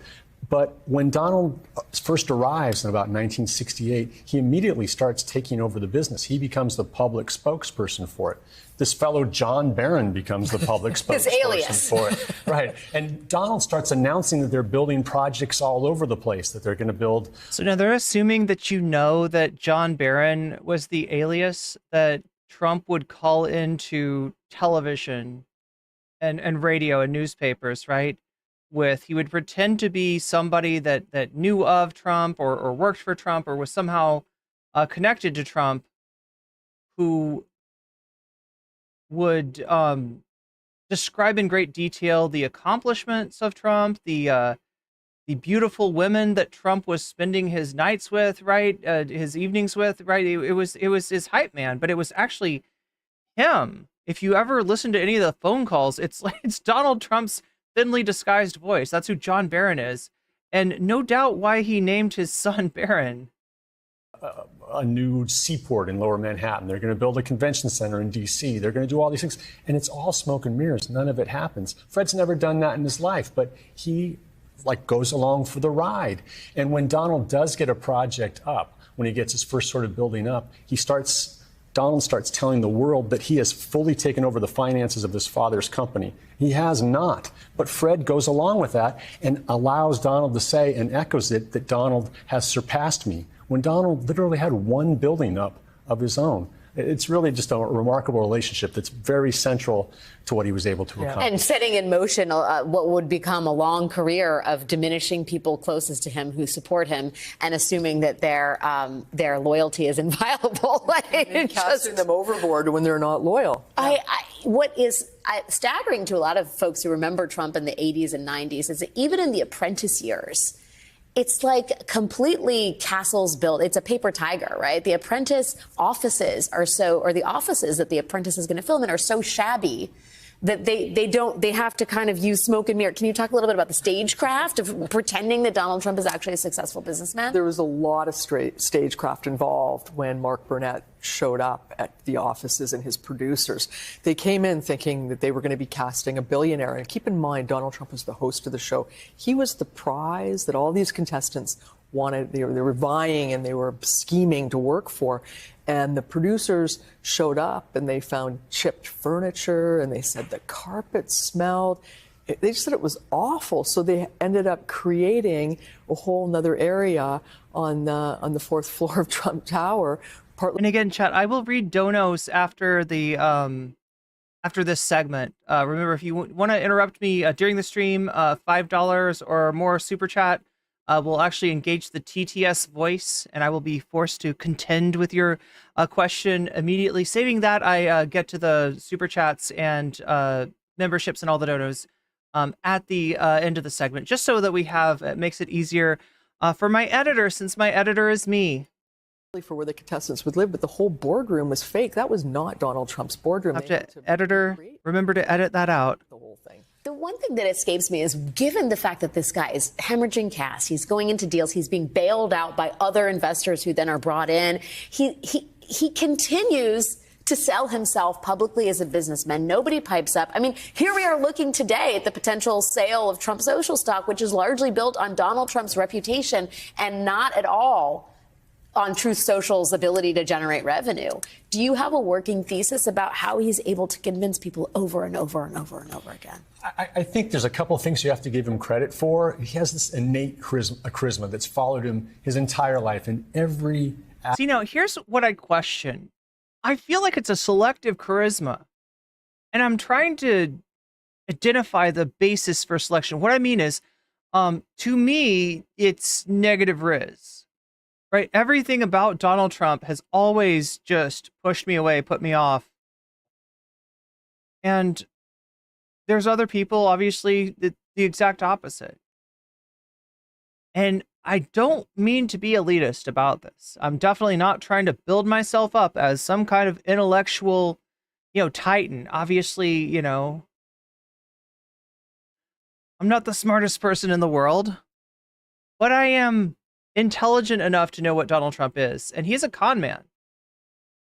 And maybe it's just for people that don't, that it's like, Donald Trump himself is not that smart, but I guess to somebody less intelligent, less wise in the ways of the world than he is, maybe he comes off that way. I don't know, chat. But I mean, look at MAGA. Look at MAGA. You don't see a lot of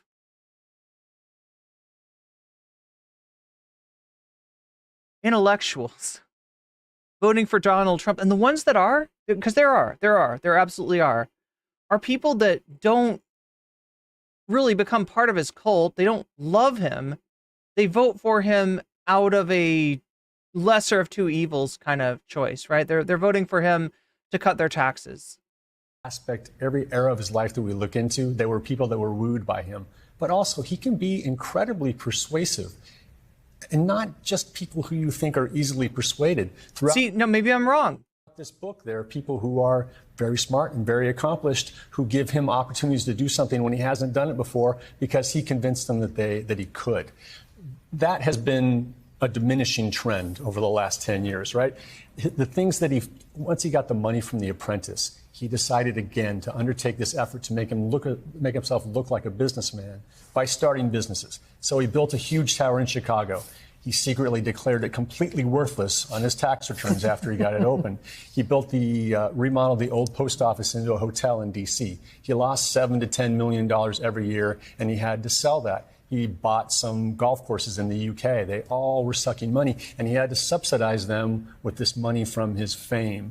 So, he's not really convincing people much anymore, but now he's got this new audience. I mean, he's convincing the television audience. He's convincing, and I was going to say convincing Mark Burton, but honestly, he made Mark Burton money. So it's not like Mark Burton is the one person that worked with him that at least as far as I know, he has not conned, right? Mark Burton got a lot from working with Donald Trump. Most people that work with Donald Trump, they get stiffed. They get ripped off. They get thrown under the bus, but not Burton. Which are his political followers. And I really think Truth Social is marketing to them. Right. Yeah. He's selling their persecution complex to them. And if you look at the site and read the people who invested, that's the thing that they grab onto, is we're under assault from all sides. We have to protect this site. We have to protect Donald Trump. He's our only chance. Yeah, he was once monetizing the sort of Trump brand in this gilded 80s, 90s New York. Now he's monetizing grievance and rage. Really, you have to hand it to him. But what's interesting is this, right? He sold himself as the Apprentice boss man, right? He sold himself as the character from The Apprentice based on the lore about him being successful in the 80s, which, to the extent that that was real, it was a very swiftly fading phenomenon, right? Like the end of that 80s story, the end of Donald Trump as a real estate magnate, was Donald Trump losing more money than he'd ever made and going bankrupt. But what got in the news, what got reported on, what got talked about was the success, or the appearance of success, was his ostentatious lifestyle. Was his cavorting with supermodels, right? That's what got attention. That's what got press. And then his failure, somehow just not that interesting, not really reported on. And then he comes in the 2010s or 2000s, whenever The Apprentice started, and he gets this show. He gets this audience for the show based on the fact that boomers remember him as being a successful businessman that he never was. But based on his sort of tabloid notoriety of appearing with supermodels, with conspicuously consuming an ostentatious lifestyle. He smelled like money. He smelled like wealth. He smelled like opulence, even if that opulence was just daddy's money. And because of that, he gets this apprenticeship. In other words, if he was revealed for who and what he actually was, he never would have gotten the reality show. The reality show is based on the perception that he's the deal maker, the businessman, the best businessman, the richest, right? All these things are lies. All these things are lies. And he would have been actually, had it not been for The Apprentice, right? The end of his days would have been a lot less opulent than the beginning. At some point, in other words, the reality check would have bounced. At some point, he would have spent down his dad's fortune. Not entirely by living that opulent lifestyle, but mainly by all these failed ventures that he did. And because he was never called up, because the media failed to identify Reaganism as a con, failed to identify Trump as a con, the con goes on. Money, money, money, money. And the legend lives on through The fucking Apprentice. So we wouldn't have Donald Trump as president had he not had that reality show. He wouldn't have had that reality show were it not for the media's like just ridiculously poor coverage of the man. Inability to actually tell the end of that story, which is that he loses, he goes bankrupt, right? That's the end of that story. And we wouldn't have any of this if it wasn't for his daddy's money. He would be, I don't know, I'm trying to imagine the Donald Trump that would exist were he to not have had that seed money to start out with. Very different guy indeed. All right, well, anyway, that is the Trump segment. If you enjoy this content, make sure to hit that like button. Think about subscribing. You can also hit the bell button to get notifications when I stream next or when a video comes out. And if you want to support me, you can do so on Patreon. So let me, here's what I'm going to do. I'm going to read Dono's, and then I'm going to, and then we're going to do one more story about Kamala. She is being interviewed by the same organization where Trump's really started.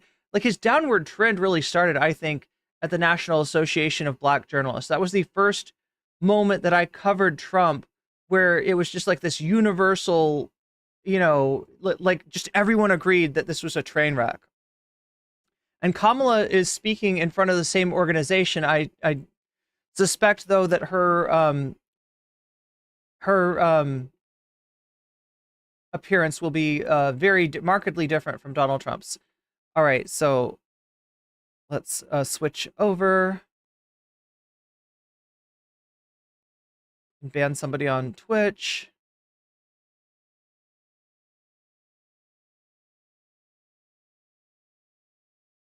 Twitch, you need to do something about these bots. It's getting bad.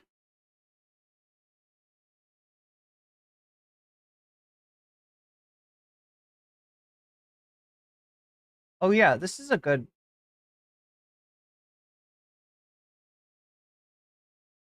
Wait, no, we can't listen to Hit 'em. Does chat know about Hit 'em?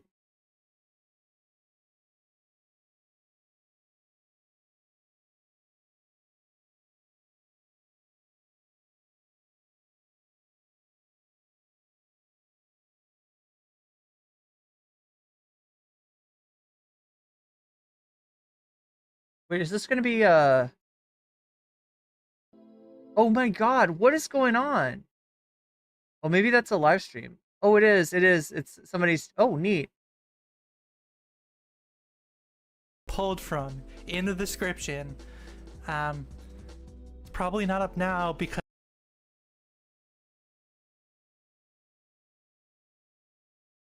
Here, I'm trying to find a video with I was gonna give you just the I was gonna give you the hippo content, but I can't seem to find that. Oh, there it is. There's the hippo. All right, there we go. Some more palate cleanser for you after the daily Trump tent. So I'm going to do one more segment today. We are up to 61% on the Dono goal. That is 39% away from earning extra bonus content. If you want to see that, it looks like a lot of people are pulling for What If Alt Hist. I'll take a look at the poll and I'll read the donos in just a second. I kind of wanted to find this content over here.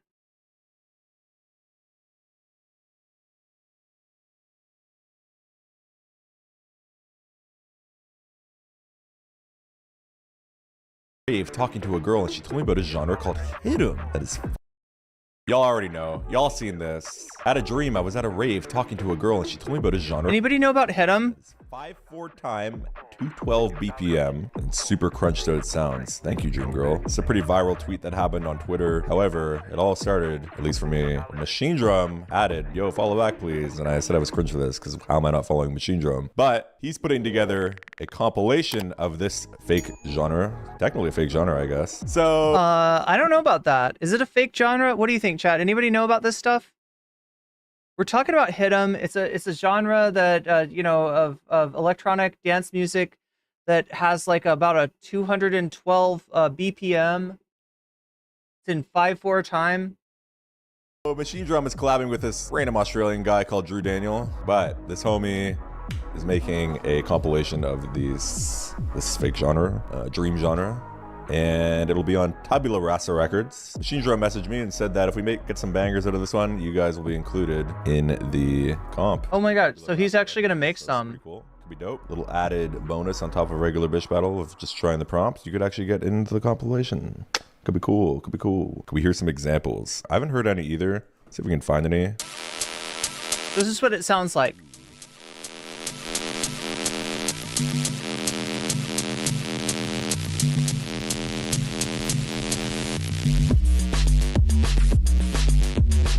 And you don't count 1, 2, 3, 4, 5. You count HITEM. Hit him.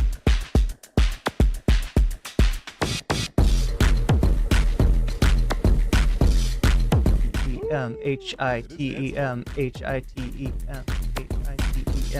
HI. You'll get the idea though. Maybe I'll start with Sky Keys. Show Skylar, my goat. I like that. I never. Okay, anyway, this is a producer, so I just wanted to see if I could find something explaining Hit 'em. But wait, let me. If I can find the tweet, I'll be able to explain it myself. Yeah, there we go. All right, so this is Drew Daniel. He says, I had a dream. I was at a rave talking to a girl, and she told me about a genre called Hit 'em. That it is 5/4 time at 212 BPM with super crunched out sounds. Thank you, Dream Girl. Thank you, Dream Girl. This is making me want to produce music on stream. We'll have to think about that. We'll have to think about that. I'm not really, I don't have any software at the moment, but I don't know. Could be fun. Could be fun. I've never really had a lot of success with non-standard time signatures like 5/4, 7/8, whatever. But let's read some donos. How does that sound?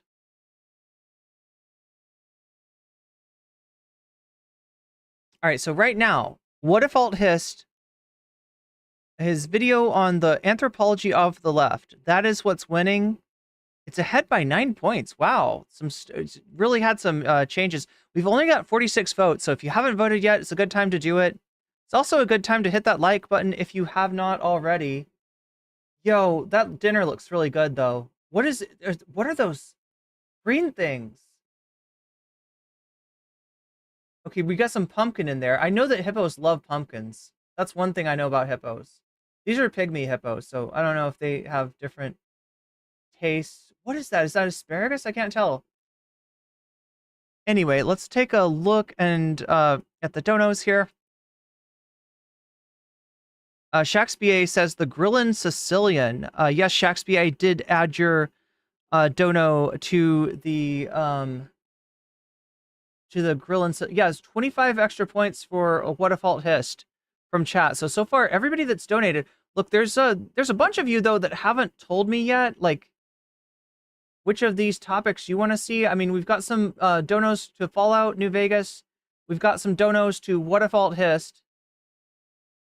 Yo, we're up to 61%. That's 39%, almost 2/3 of the way there. If we hit that by the end of this next segment, Kamala Harris at the NABJ conference, then I will I'll do some extra bonus content for you. How does that sound? And you've already got some pretty cool bonus content with this Moo Deng, the newest social media star, Moo Deng.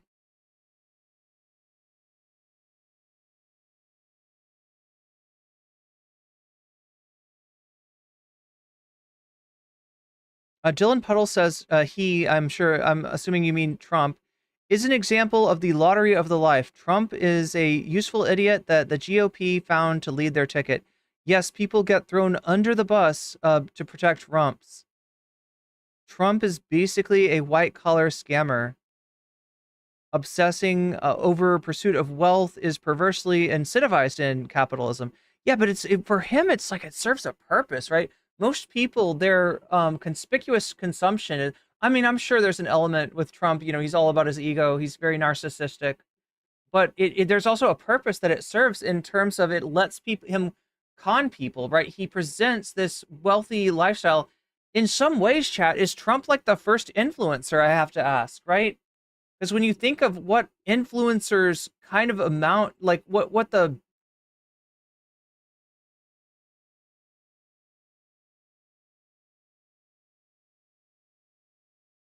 Anyway, chat, I think it's time to consolidate the chats. As we do. Let's consolidate the chats. How does that sound? I'm going to give you the link if you're in the Shorts chat. Feel welcome to hit that link and join us, right? The stream is going to end on Shorts. It's going to continue in the full screen stream, and you're welcome to join us. In fact, you're obliged to do so. But yeah, I've got the link pinned for you. I also threw it in there. Click it or tick it, exactly. Prepare for transportation. Are you ready? Oh my god. I don't know what the fuck happened. Apparently this Puffy content was doing really good, and then I got boring. That's the thing about Shorts chat, is it feels like it's like unforgiving, right? If I ever even do a palate cleanser or I talk to chat, the Shorts just dies and it doesn't come back. So we're gonna have to end it for today, but I figured out some more stuff, right? You know, we'd had a kind of a drought where, you know, 200 was about the highest that I'd hit on Shorts chat for a while. And it looks like we figured out that it's just like all about, you know, having a topic that's... Izzy Sanchi, super chatted $5. Should cover the legal eagle covering musicians suing Trump due to Trump playing their songs. One musician estate actually won. My votes for what? Nice. Okay, so I'm going to add 5% to What a Fault Hist. So it's now up to 30%. Dono goal goes from 61 to 66%. And I will think about adding that to the bonus topics for tomorrow. Does that sound good?